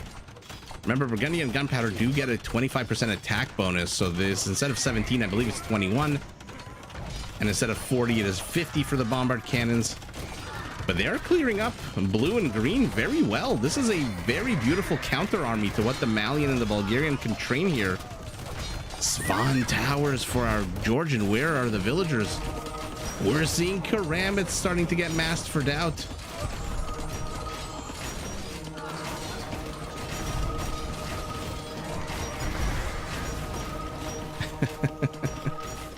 Remember when they go visit Meredith in the office and Creed starts asking her what kind of drugs they gave her? Was it oxycodone? Was it this? Was it that? Was it this? Was it that? He was so obsessed with what kind of drugs she was on. Uh-oh. Team Andy is starting to catch up. Looks like there's... Oh, no, it's a snow leopard here. I thought those halberdiers were still here. But again, halberdiers, just put your villagers in the town center and problem solved. Bob's your uncle. Where are those Svan towers from the Georgian that he just researched?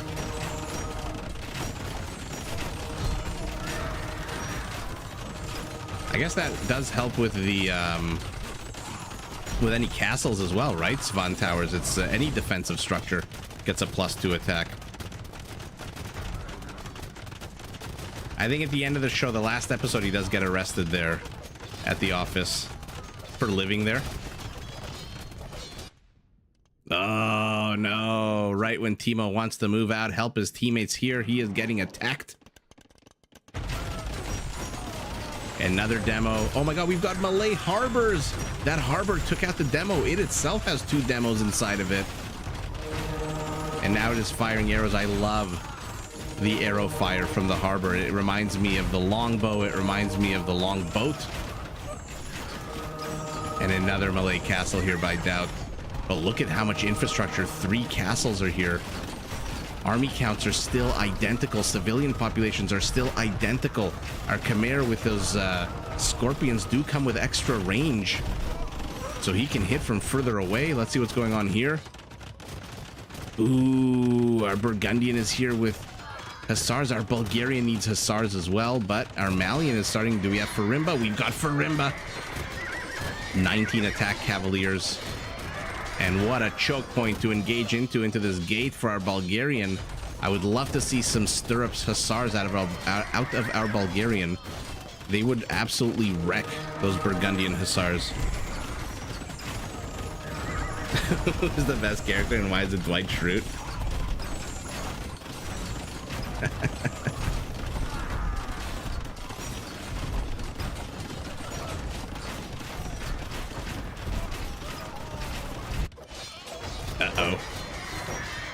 Uh-oh, Team Andy's army count is starting to drop. It's now down 60. Oh no, what happened in the blink of an eye? 40 of their army count just disappeared. It's got to be these Farimba Cavaliers. And it's got to be the incessant. There's the Svan Tower. 17 attack on the tower. 11 range. Pass-through damage. Why are these towers not attacking anything? Or am I missing the... Oh, damn. Yeah, very much GG. When Andy's army count dropped to like 90, 80 after that, it was definitely GG. And Doubt takes the series 2-1. Absolutely epic. I thought they were going to hold for a second there. I really did. But I think there was too much pressure on our Burgundian. Our Turk wasn't really supporting that much. He's got one Janissary left. Look at the gold. Look at the resources, but he doesn't have anything. Is it even an elite Janissary? No, just a basic Janissary. And on the right side, they're just being pressed into little by little. The docks are going to fall, but they do have Trebs. An interesting GG. I think they could have maybe stuck around a little bit longer on the left side. But now that I kind of look at it again, never mind. There's nothing here. There's no military here. 15 paladins and 11 hand cannoneers against siege onagers, halberdiers, cavaliers, and gabetos. And not any cavaliers, Farimba Cavaliers from the Malian. Wow. Jim wasn't the greatest character. On the whole, he was kind of a dick. I'm not gonna lie. He was funny in his own way. I loved the pranks. But he was kind of a dick in that show. And I really didn't like the pranking on Dwight. And I'm very happy at the Snowball episode where Dwight got his revenge after all of that. Let's take a look at the stats, and then we are going to call it a night. Arbalest, not halberdiers, Arbalest to paladins, and karambits out of doubt. I remember seeing a few of those. Biggest donor, our Bulgarian. Biggest recipient, our Malian. There's your Farimba right there. Kill count, doubt, with those Arbalesters getting the most, but not too far ahead from Acro and Andy, interestingly enough. And what did our Bengali go for at the end? Did he really just go melee Radas, or are these just the ones that were here? Yeah, our Burgundian just being stretched way too thin. Highest score in the game, no surprise there, but just stretched way too thin.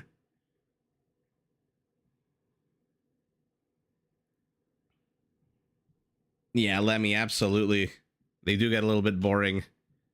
And I agree, Catherine. I think Jim's biggest strength was just playing off of Dwight. Buckets. Remember the shotgun ceremony where Oscar's like, okay, I'm out. It was sweet. The what was it? The best man, bestest mensch. Wrapping paper desk was great. Mega desk was great. In any event, we'll catch up another time. We'll catch up on The Office. We'll catch up on more Age of Empires after 3.5 hours.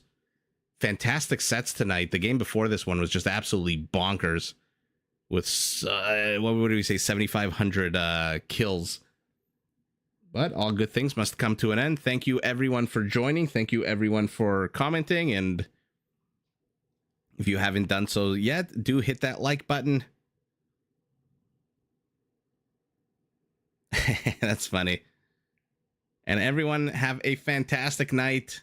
Hopefully more of these in the near future as this tournament progresses. And by the way, the Shen tournament as well is progressing nicely. I think they have the final round of 16 or 32 ready to go.